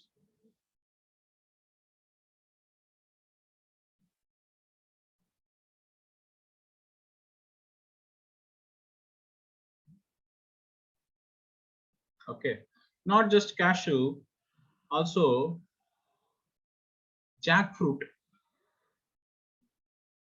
Right? Again, which of the regions in India are known for jackfruit? Again, Kerala.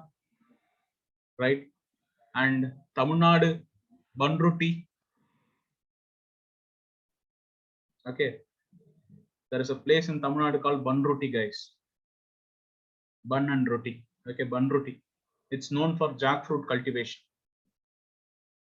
Okay, so wherever laterite soils are there, as I said, jackfruit, cashew, coconut, okay, these are the best suited for laterite soils. That's why South India is known for this cashew, coconut, and this cultivation. Okay.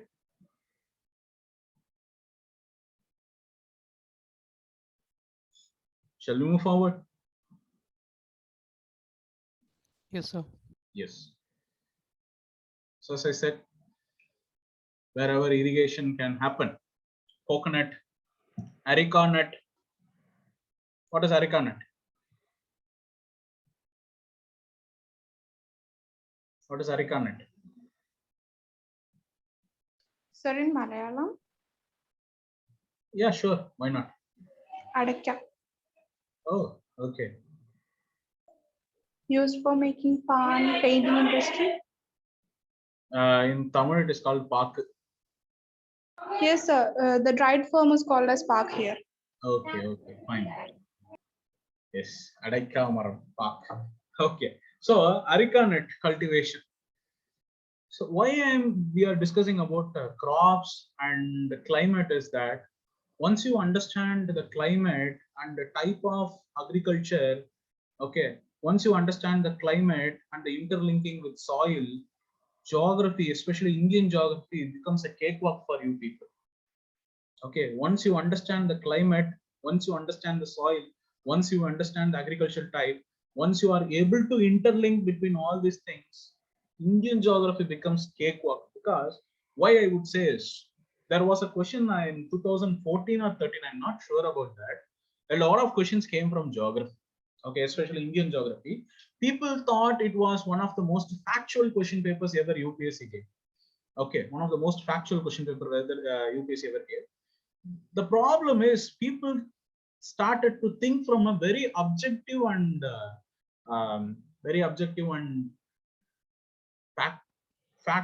factual oriented ways. The problem is it can be understood from a good analysis point of view also. For example, as I was saying, areca nut, right? Areca nut can be grown in which region? What type of agriculture, what type of climate is suited for areca nut? What type of soil is suited for areca nut? Huh? Come on, tell me. Climate, soil, rainfall, all those things.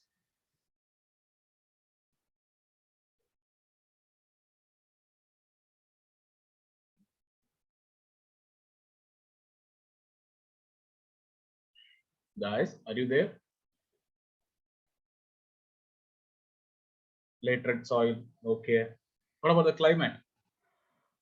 High temperature, right? High rainfall, heavy rainfall.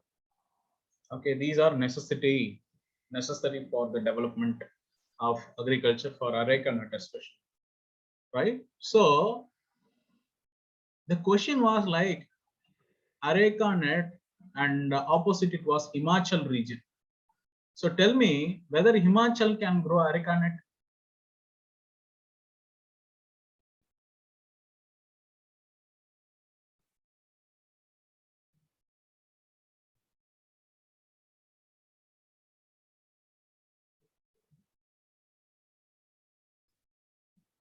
Whether Himachal can grow areca nut? No way. Do you think Uttarakhand, Jammu and Kashmir can grow areca nut? Do you think Kerala can grow saffron naturally? Not possible. Okay, saffron, it needs a particular climate, it needs a particular soil. It is saffron can be best grown in wherever dry region is there. The region should be dry. Okay, so each and every crop has its own climate, has its own soil. Only there it can grow naturally. Only there it is possible for them to grow. You cannot expect to grow rubber in Uttarakhand or Himachal. right?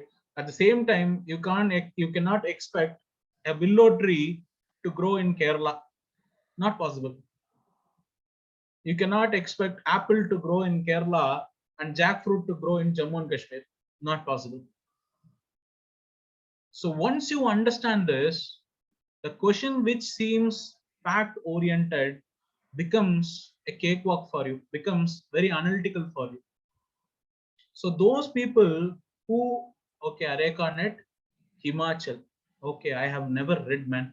I have never read ArekaNet whether there is in Himachal or not. In no book it is mentioned that Himachal can grow ArekaNet. In no books I have seen ArekaNet and Himachal, right? Which means I didn't study properly. So I'm not going to attend this answer. So what will happen in the exam? What will happen to the result?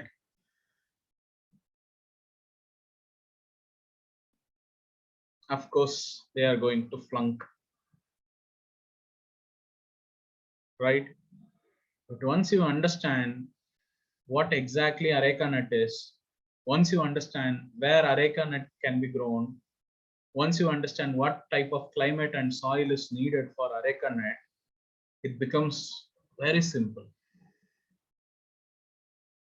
Okay, this is what I'm trying to help you here. This is what I'm trying to do since the first class. I want you people to analyze it, not just memorize it. There are certain areas which are needed to be memorized, and yes, of course, I'm telling those regions also, which is entirely in your hand. But apart from that, you guys, for all the subjects, analysis will help you a lot, right? So be open-minded. Don't close your mind in the examination hall. Don't close your mind while analysis. Don't close your mind while practicing answers, while writing answers, while practicing question papers. Open your mind. Let all the thoughts flow. Okay, pick it, think it, write it, mark it. Okay, so because as I said, once you understand, nothing is difficult. Okay, no matter how factual it seems, everything becomes easy once you start to understand, right? People say they are good at geography but bad at history. People say they are good at environment but they are very bad at economy. It's not the case. Only thing is you are not understanding it. Once you understand, everything becomes easy. If a person is good at one subject, okay, any subject be it, right? Any subject be it. If one person is good at one subject, that means he's good at all other subjects. Okay, if one person is able to understand one subject, that means she can understand all the subjects. Okay, no subject is difficult, no subject is easy. It's only thing, the only thing is it's your understanding about the subject. That's all it matters, right? Anyways, so coming back here for the laterite soil, as I said, tea, coffee, rubber, cinchona, coconut, areca nut. So you can typically see the crops of South India, right? So apart from that, that is a economic value of the laterite soil, valuable building material, the brick. Okay, wherever agriculture is not possible, wherever irrigation is not possible, that's where laterite soils are taken into brick, are made into brick. Okay, shall we move forward? Then forest soils, forest or mountainous soil, and of course, you know, this means the area that is filled with mountain and forest. So of course, Himalayas. Okay, the property of this particular soil is that there is no clear-cut property. Okay, they are heterogeneous in nature. One region soil would be different, another region soil would be different because parent material is different, climate is different, elevation is different. Since everything is different, the soil is also different from different region, right? So forest soil of Western Ghats, Eastern Ghats, even Western Ghats and Eastern Ghats would be different. Okay, south facing slope, it would be different. North facing slope, it would be different. For Western Ghats and Eastern Ghats also, for Himalaya also, it's the same is the case. Okay, so there is no uniformity or homogeneity in the development of forest soil because a lot of different forests are there in India. Okay, one thing is they are rich in humus, right? Why? Why are they rich in humus?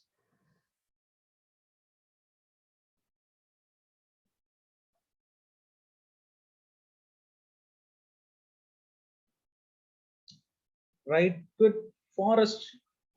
So the trees that fell down, the plants that are dead, the leaves that are fallen, all help in the development of rich humus. Okay, and again, you cannot say it is the unique, sorry, it is the homogeneity for all the regions because certain regions would be having high leaching. So there, humus will be little present. But however, if you consider they are deficient in potash, phosphorus, lime, almost everything. So you need a lot of fertilizers to grow crops here. Okay, you can ask me, sir, you are saying it is forest, which means lot of plants and trees are there, which means plants and trees can grow there. Then why are you saying agriculture is not possible? We need fertilizer because agriculture is different from natural habitation. Okay, agriculture, you need specific amount of water, specific amount of temperature, specific amount of fertilizers. Only when the combination is good, you can grow crops there. But natural vegetation, that is not the case. And also, since a lot of plants and trees are already there, the soil is heavily strained because the same soil has to give food. Okay, food in the sense I'm not speaking about starch. Okay, I'm not speaking about the photosynthesis. Food here in the sense I'm meaning the nutrients, soil nutrients, especially nitrogen. Okay, so soil here is heavily strained because of the presence of plants already there. Okay, plants and the animals also, you can say plants and trees that are already present. So that's why it is difficult to grow agriculture in the forest and mountain regions. Okay, and however, there are certain areas we go for plantation, tea, coffee, spices, and tropical fruits. You know, again, the states comes under these categories: Tamil Nadu, Kerala, Karnataka, Andhra Pradesh. Okay, then arid soils. Okay, arid soils and desert soils. You know, it is sandy in nature. The presence of sand inhibits the soil growth. Okay, desertification, right? So this is the problem with the desert soil. Okay, you know the desert soil distribution, right? Of course, Rajasthan, Punjab, and Haryana region. Okay, so my question would be, desert soils are present in Rajasthan also. It is present in Punjab and Haryana also. Then why Punjab and Haryana are known for agriculture? Why and how?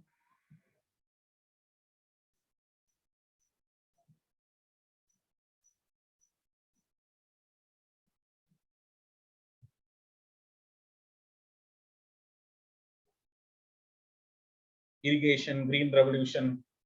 Yes,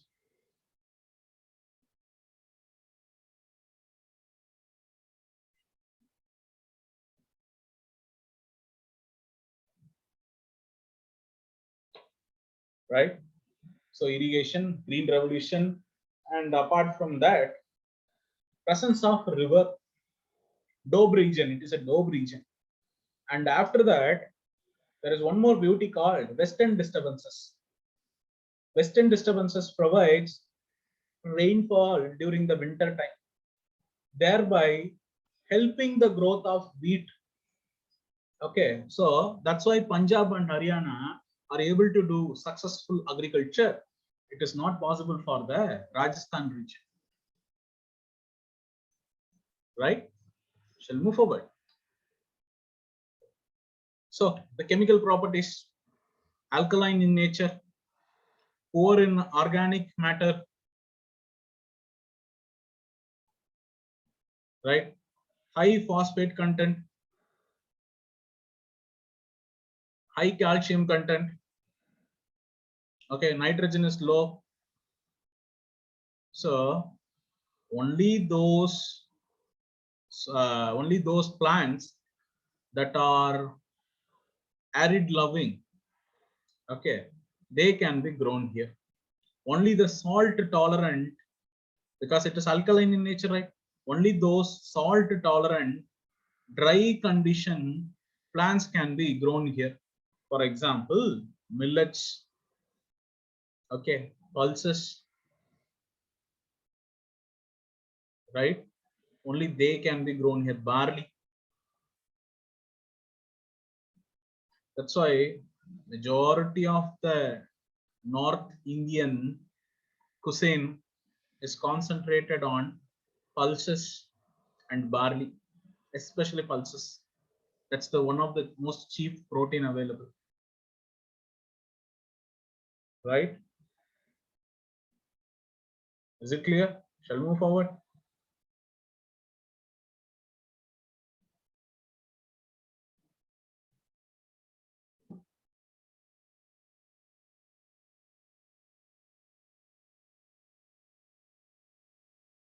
Yes.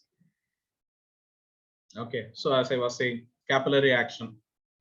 Okay, due to capillary action, what happens is the salt contents goes to the top and thereby producing a saline soil, alkaline soil. Okay, so you know that this entire system is very difficult to live because highly porous in nature, and even the little moisture available gets evaporated fast. And with the evaporation and the capillary action, what happens is the little salt left on the bottom, they also come to the top. So what happens is this entire region gets wasted away by flowing water, because once salt starts to accumulate on the top, the rainfall if comes, what happens is it will flow away easily. Okay, that's why you can see salt pans. Okay, salt pans. You can see stagnant water there because of its nature. Right, so you know, anyways, majorly in Rajasthan, okay, and wherever irrigation is there, okay, high irrigation, over irrigation is there, you can find the saline and alkaline soils. Andhra Pradesh, Telangana, Karnataka, UP, Haryana, Rajasthan, Maharashtra, all these areas wherever over irrigation happened, excess irrigation happened, there you can find the distribution of alkaline soils. Okay, as I said, irrigation makes soil alkaline in nature. Once it becomes alkaline, it's not fit for agriculture.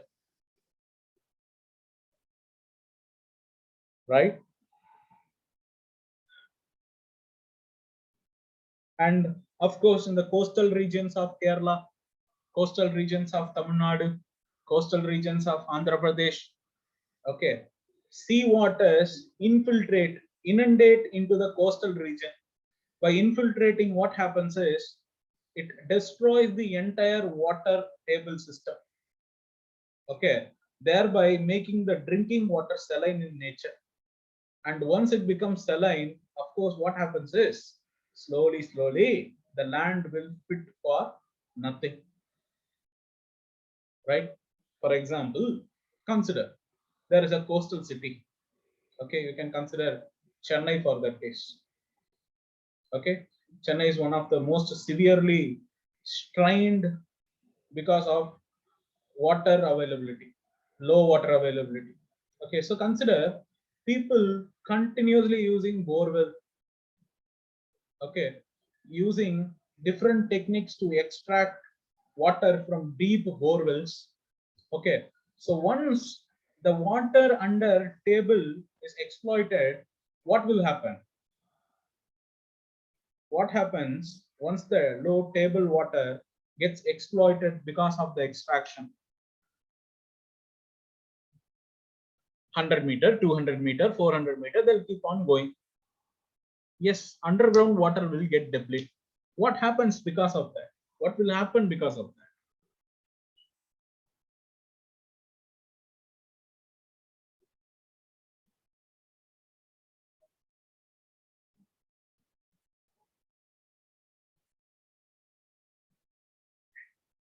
Arid conditions. Okay.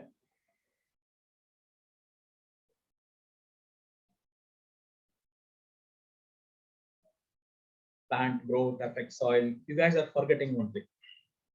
I said it is a coastal area. Once the water table gets depleted, what happens is the salt water is there, right?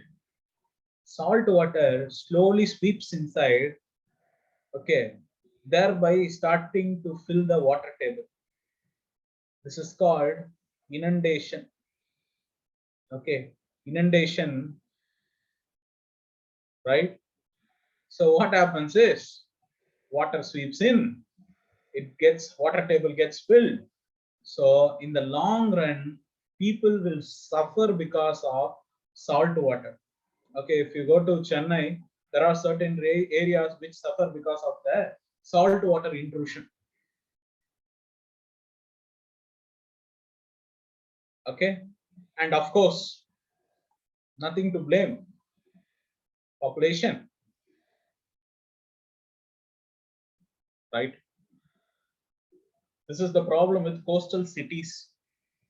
All the major cities that are situated in coastal areas, in a span of 10 to 15 years, all of them are going to face this crisis. Okay, not a small crisis. Already it started. Okay, already it's going on for the past 10 years, but it will become more and more severe because Mumbai will become the largest city in the world just in a span of 50 years. Okay, Mumbai will become the largest city, not in area wise, population and population density. It won't be Japan anymore. Okay, it won't be any country in South Africa, sorry, any district in South Africa. Okay, it is the Mumbai city that is going to become the most populous city in the world just in a span of 50 years. Okay, if Mumbai becomes most populous, then think about all other coastal cities of India. Kolkata, already Kolkata is facing not just water scarcity, huge pollution,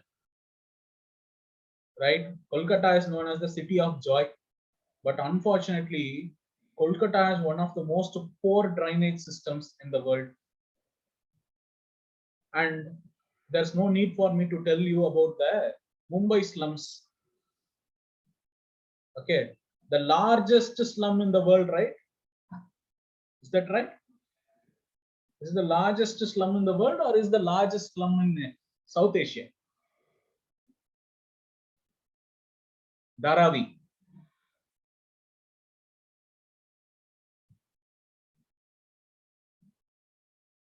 Guys, are you there?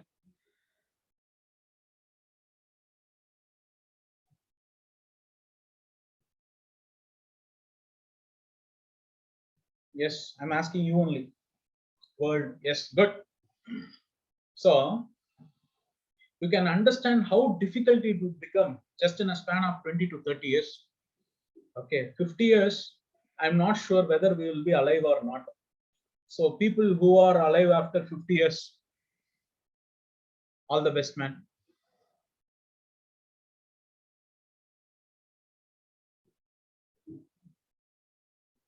Right? So this is the problem. Kolkata, as I said, already it's poor drainage, heavily polluted, one of the most smelling. Oh, Ananta, you are going to be alive after 50 years. Great, man. Okay, good. So cities are going to face a huge difficulty, right? Mumbai gone, Kochi gone, Chennai gone, Kolkata gone. All the important cities, right, of the coastal cities, they are going to face huge problem, right? Anyways, then PT and marshy type. So of course, PT and marshy means again heavy rainfall. Okay, highly acidic in nature, black, heavy, highly acidic, because this region comes under heavy rainfall, humid conditions, high amount of organic matter, that is death and decaying materials, makes the region marshy and peaty. For example, Kottayam and Alappuzha region. Okay, the coastal regions of Odisha, Tamil Nadu, and of course Sundarbans. Okay, Almora, right? This region again, it's not particularly suited for the growth of any crop. Okay, it can be put under paddy. That too because of if you have proper fertilizers. Okay, only if you have proper fertilizers, only when you are technologically little developed, you can do that.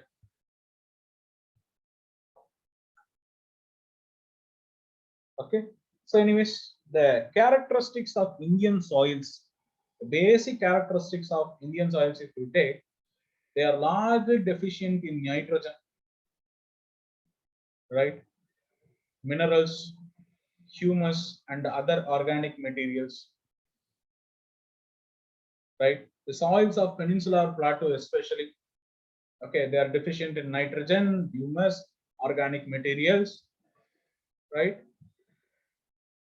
And of course, the Indian soil are put under heavy stress for the past 2 centuries to 3 centuries of continuous agriculture. Okay, and especially during the British period, commercialization of agriculture happened, and with the commercialization of agriculture, India itself became an agrarian economy. And by becoming an agrarian economy, what happened is the lands are destroyed and the soils are destroyed because of agriculture, and the majority of the benefits of the exploitation accrued to the British rather than the Indians. Okay, only for the past 50 years, the agriculture that we are doing is somewhat sufficient for the Indian people. But what happened before that? Okay, for a long period, it was the monarchs. Okay, they ruled, they reaped the benefit. Okay, then the zamindars, zagirdars, okay, all mansabdars, all these dars, they enjoyed. Okay, and right when the British entered, the slow fall of the monarchs happened. However, the middlemen, they survived, right? Zamindars, the middlemen, they survived. Jagirdars, the middlemen, they survived. The middlemen, those who survived, they exploited Indian people. Okay, so at the cost of the people, at the cost of the land, the benefit accrued to the kings and queens and British and the middlemen. But the actual common man started enjoying benefits just 50 years ago. Okay, that too after taking right to land from the fundamental rights. Right? First, it was a fundamental right, right to land.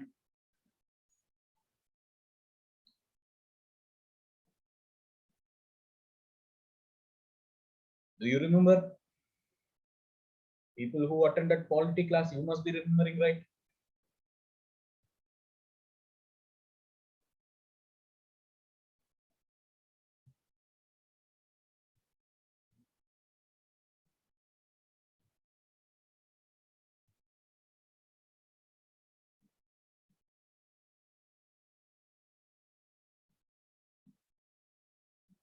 Guys, are you there?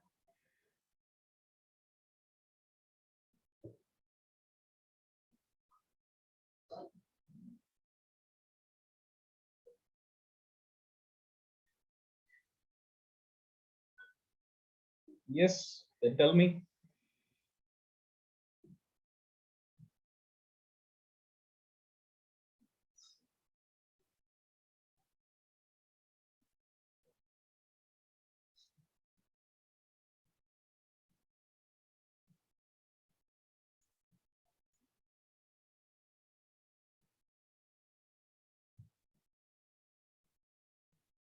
Was a fundamental right. Yes, now legal right only. Okay, anyways, you know that the middlemen held a lot of lands. Then Gramdan movement happened, Bhudan movement happened, and slowly land came to the common people. And unfortunately, right when the land came under common people, population explosion started to happen, thereby fragmentation of lands. Again, heavy strain on the Indian soil.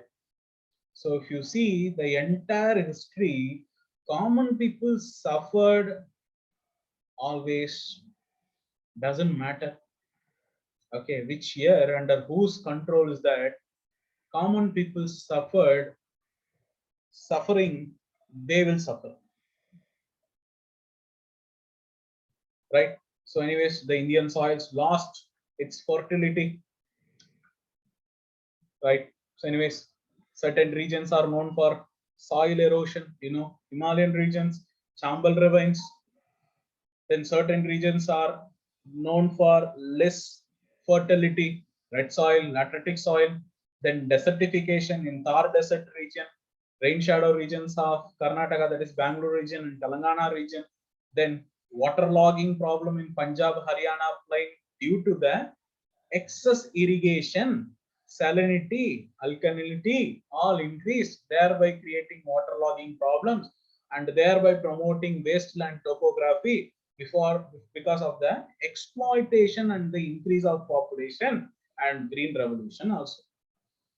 Okay, so problems of Indian soils are multifold, and the only homogeneity of the soil is that problem is there everywhere. Only difference is that different regions have different problems, right? So now we'll move on to climate. So guys, what do you know about Indian climate? Tell me.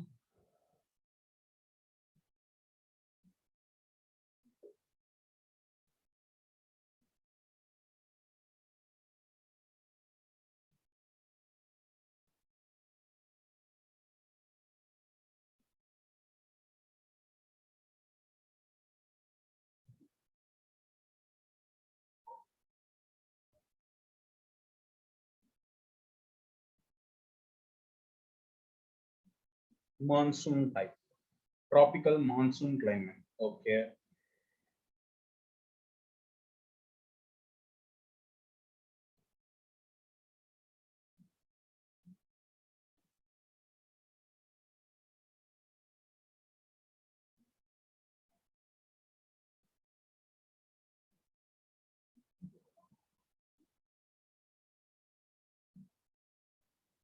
Heavy rain. Okay.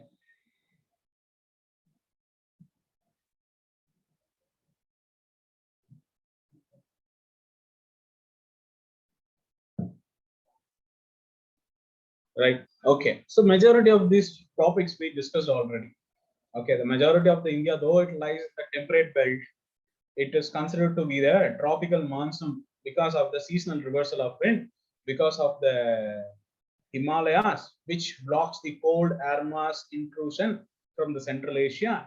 And apart from that, even though during winter time, only the northern part is comes under low temperature because of the distance from the land. However, the coastal areas, if you take, the moderating influence of the sea is there. So what happens is here warm temperature is maintained, right? So what happens is India effectively comes under tropical monsoon climate because of its unique position in geography, right? So the features of the Indian climate, first one is the rainfall, right? The beauty about Indian rainfall is that in India, or India is the place where there is a place in India which hosts the highest rainfall noted ever in any part of the world. You know Masindram? Okay, along with Cherrapunji. Okay, but however, if you go to Jaisalmer, okay, which is in Rajasthan, the rainfall would be hardly 12 centimeter for one complete year. Effectively, there is no rainfall, right? India, one side, highest temperature in the world. On the other side, one of the highest rainfall on one side. On the other side, one of the lowest rainfall. Okay, when one part of the country is flooding, okay, for example, Kerala, the other part of the country, for example, Tamil Nadu, they would be suffering because of water scarcity, right? One part of India is enjoying monsoon, okay, the other part of India, they wish there is no monsoon. So that's the beauty about Indian rainfall, right? Consider the temperature. Okay, if you go to Jammu and Kashmir, the temperature would go even minus 40 degrees Celsius.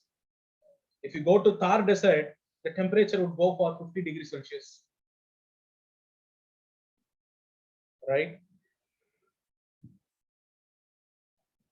The huge temperature variation in India is one more thing about the Indian climatical features.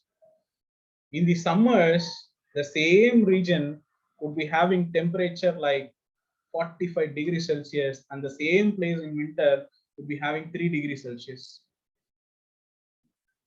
Again, the unique position of India's geography. Okay, so these are the certain factors affecting the Indian climate. So I hope you know about all these things, right? So you guys tell me how latitudinal location affects climate.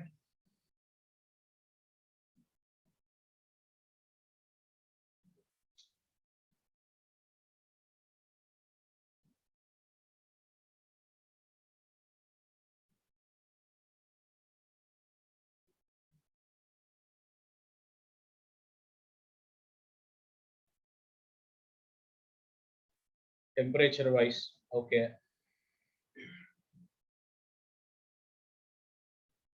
Low latitude means high temperature, high latitude means low temperature. So, yes, latitude, for example, a classic example is you can compare Kochi with New Delhi. Okay, latitudinal variation. You can never see overhead sun in New Delhi, whereas in Kochi, you can definitely see. Okay, so latitudinal variation, of course, plays a huge role in how the Indian climate is. And then distance from the sea. So how distance from the sea affects the climate, guys? How do they influence?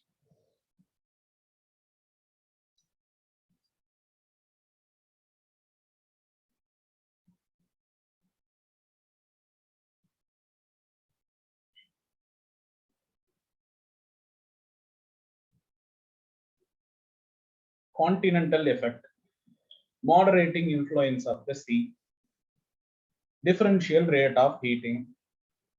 Yes. So near to ocean means more rainfall. Near to ocean means cool and humid during summer, hot or warm and wet during winter. Okay, so yes, distance from the sea affects or influences to be processed. Then Himalayas, of course, you know, okay, cold wind from Central Asia gets stopped by the Himalayas. Then Himalaya is the reason why the North India is getting rainfall because of the southwest monsoon. There is no Himalayas, then there is no northeast. Okay, only because of the Himalayas, northeast is getting rainfall. Right? So this is how Himalayas affects or sorry influences. Then physiography. Physiography means you know plateau, plain, mountains. Yes, monsoon winds. So you know that the monsoon winds are. Am I audible?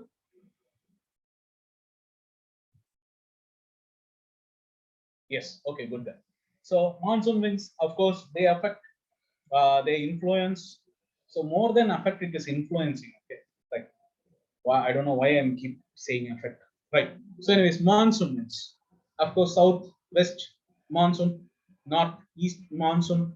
Okay. So these monsoon winds is the reason for the rainfall that India faces. Upper air circulation, westerly jet stream, western disturbances, Punjab, Haryana, rainfall, winter crops, wheat production. Okay, easterly jet stream during the monsoon, southwest monsoon, thereby rainfall in South India.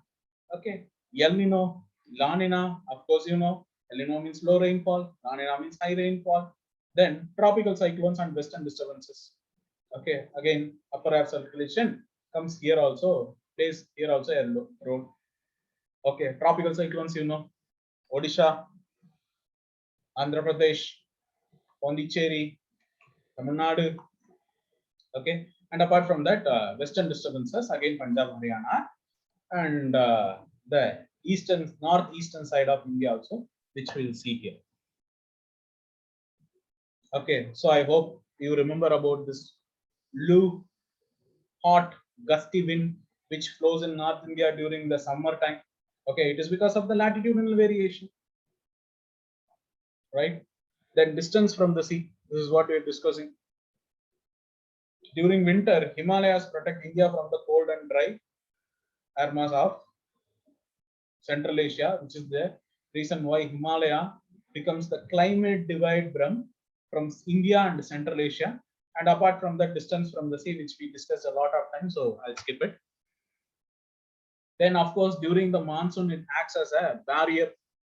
Okay, as I said, right, it acts as a barrier and thereby diverting the rainfall into the mainland of India. Okay, thereby preventing the water moving upwards to the China's region. So what happens is India gets heavy rainfall in the northeastern part because of the Himalayas. Otherwise, the rain moisture will escape to China, thereby making the entire North India as a cold desert region. Right?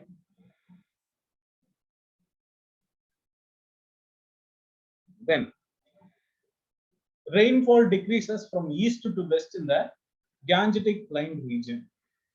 Okay, so the reason you should know, one reason is that the monsoon wind, you know that it separates into two branches.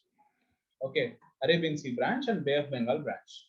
Right, the Arabian Sea branch, as you know, it gives all the rainfall in the coastal regions, and once it starts to move the inland, there would be no moisture, no much moisture is left. Whereas the Bay of Bengal, once they reach the northeastern part of India, they give maximum rainfall there.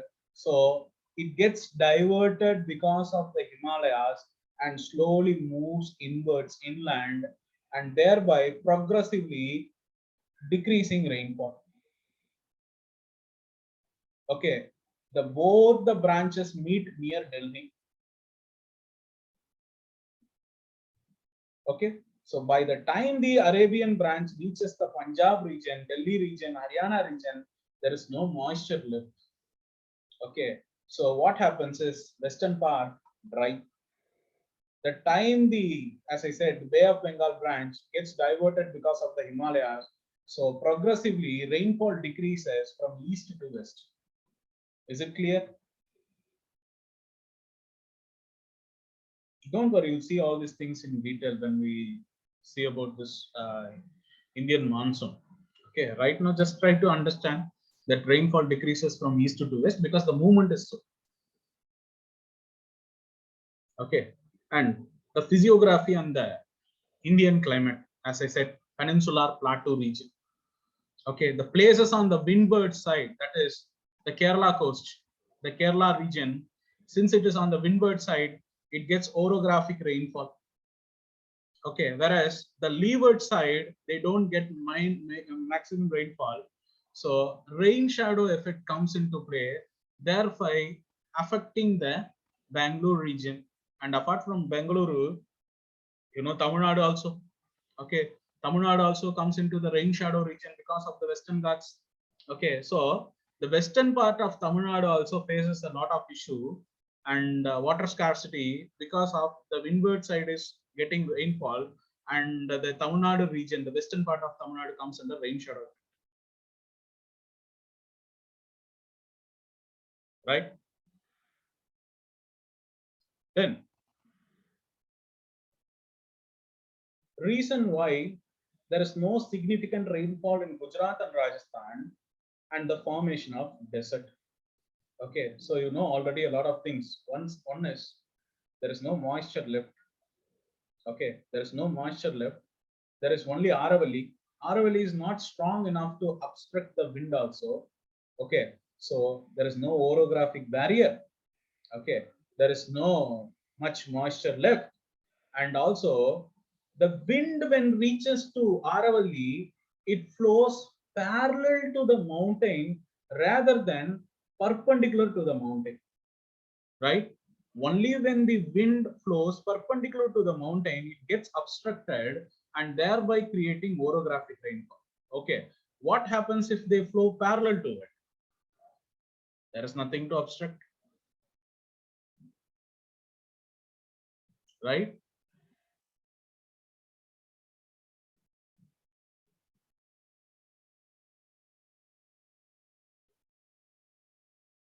Yes.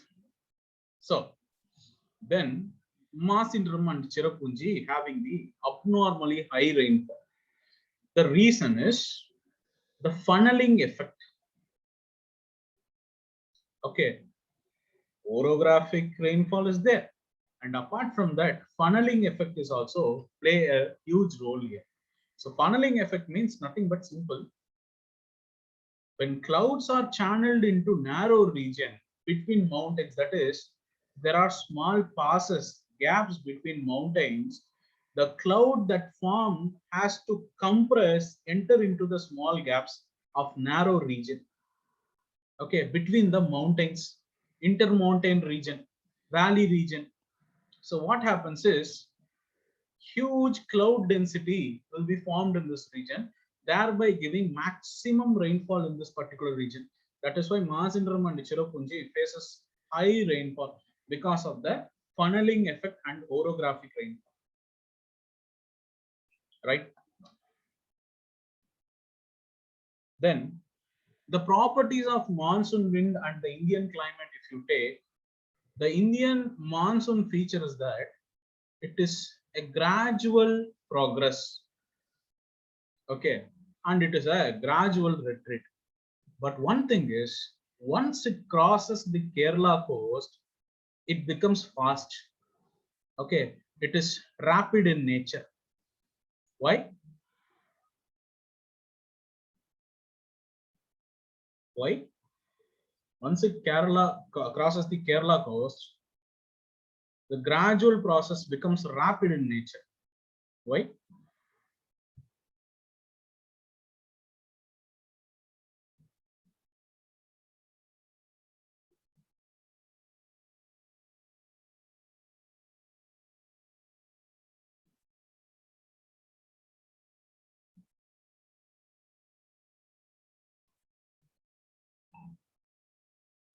Western Ghats are.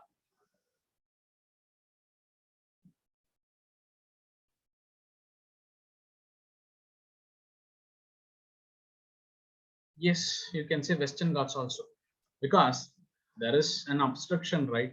There was an obstruction until it crosses the Western Ghats. Once it crosses the Western Ghats, there is no more obstruction. It flows freely. Okay. Also, low pressure attracts them fast.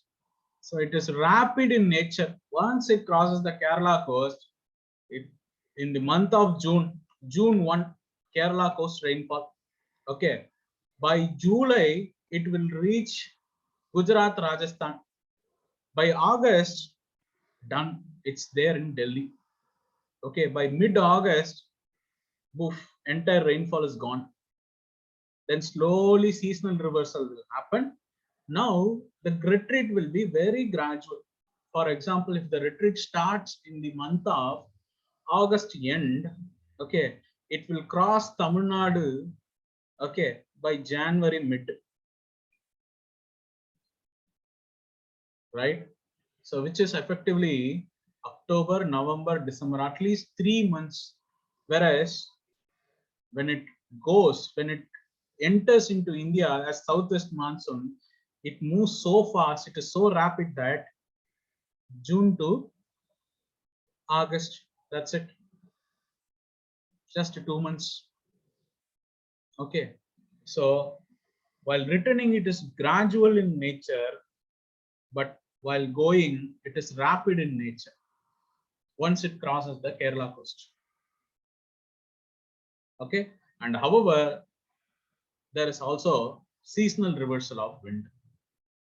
You know the seasonal reversal of wind, pressure changes, temperature changes. So the southwest monsoon that entered into India, now because of the change in pressure, they retreats from India, and also apparent movement of the sun, ITCC shift. Don't worry, you'll see all these things. Okay, you know already, you know all these things. Just I'm giving you pointers here. Okay, and apart from that, upper air circulation, as I was saying, westerly jet stream in the subtropical zone during the winter time. So what happens is they provide western disturbances. As I said, western disturbances, jet stream, they bring little rainfall to the Indian subcontinent, and some of the regions, a little snowfall, that is in the higher reaches. Okay, so this is one upper air circulation, that is the westerly jet stream. Then comes the easterly jet stream, because once the sun moves towards south, okay, what happens is easterly jet stream, apparent movement of the sun, okay, it shifts to the northern hemisphere. Okay, so what happens is when sun shifts to the northern hemisphere with the movement of ITCC, easterly jet stream enters into India. So what it does is it helps in the onset of southwest monsoon. Okay, and of course, you know about Bay of Bengal. Okay, the low intensity cyclones that are formed in Bay of Bengal during this period helps, right? Then El Nino, La Nina, Enso feature you know. El Nino means you already know it adversely affects India, thereby giving less rainfall. La Nina is good, more rainfall. Then Enso, that is El Nino, southern oscillation, right? Southern oscillation also you know. El Nino is the pressure difference, southern oscillation is the temperature difference, and thereby warming of the Pacific Ocean, creating ENSO condition. And apart from that, Indian Ocean dipole is there. That also you know the difference between Western Indian Ocean and Eastern Indian Ocean. That is, you can consider Arabian and the Bay of Bengal. One region warming, the other region cold, thereby creating temperature difference and pressure difference, thereby changing the rainfall pattern. I hope you remember all these things, right? Do you remember? Yes, good then. So what you guys do is go take NCRT, right? Read the climate of India. Okay, read the climate of India and come for tomorrow's class. You already know about all these phenomena. Okay, you already know about differential rate of heating. You already know about seasonal reversal of wind. You know everything that is needed for climatology. So you already know everything. So what you guys do is go read NCRT, revise NCRT, come tomorrow. Tomorrow we'll see the Indian climate, that is the seasons of India. Okay, winter season, summer season, rainy season, that is both southwest monsoon as well as the northeast monsoon. Right? Is it clear? Do you guys have any doubt? Any doubts?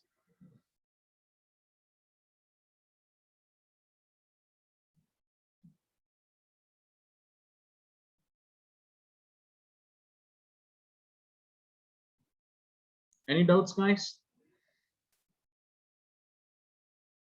No. Okay then, fine. Thank you all. Have a good day.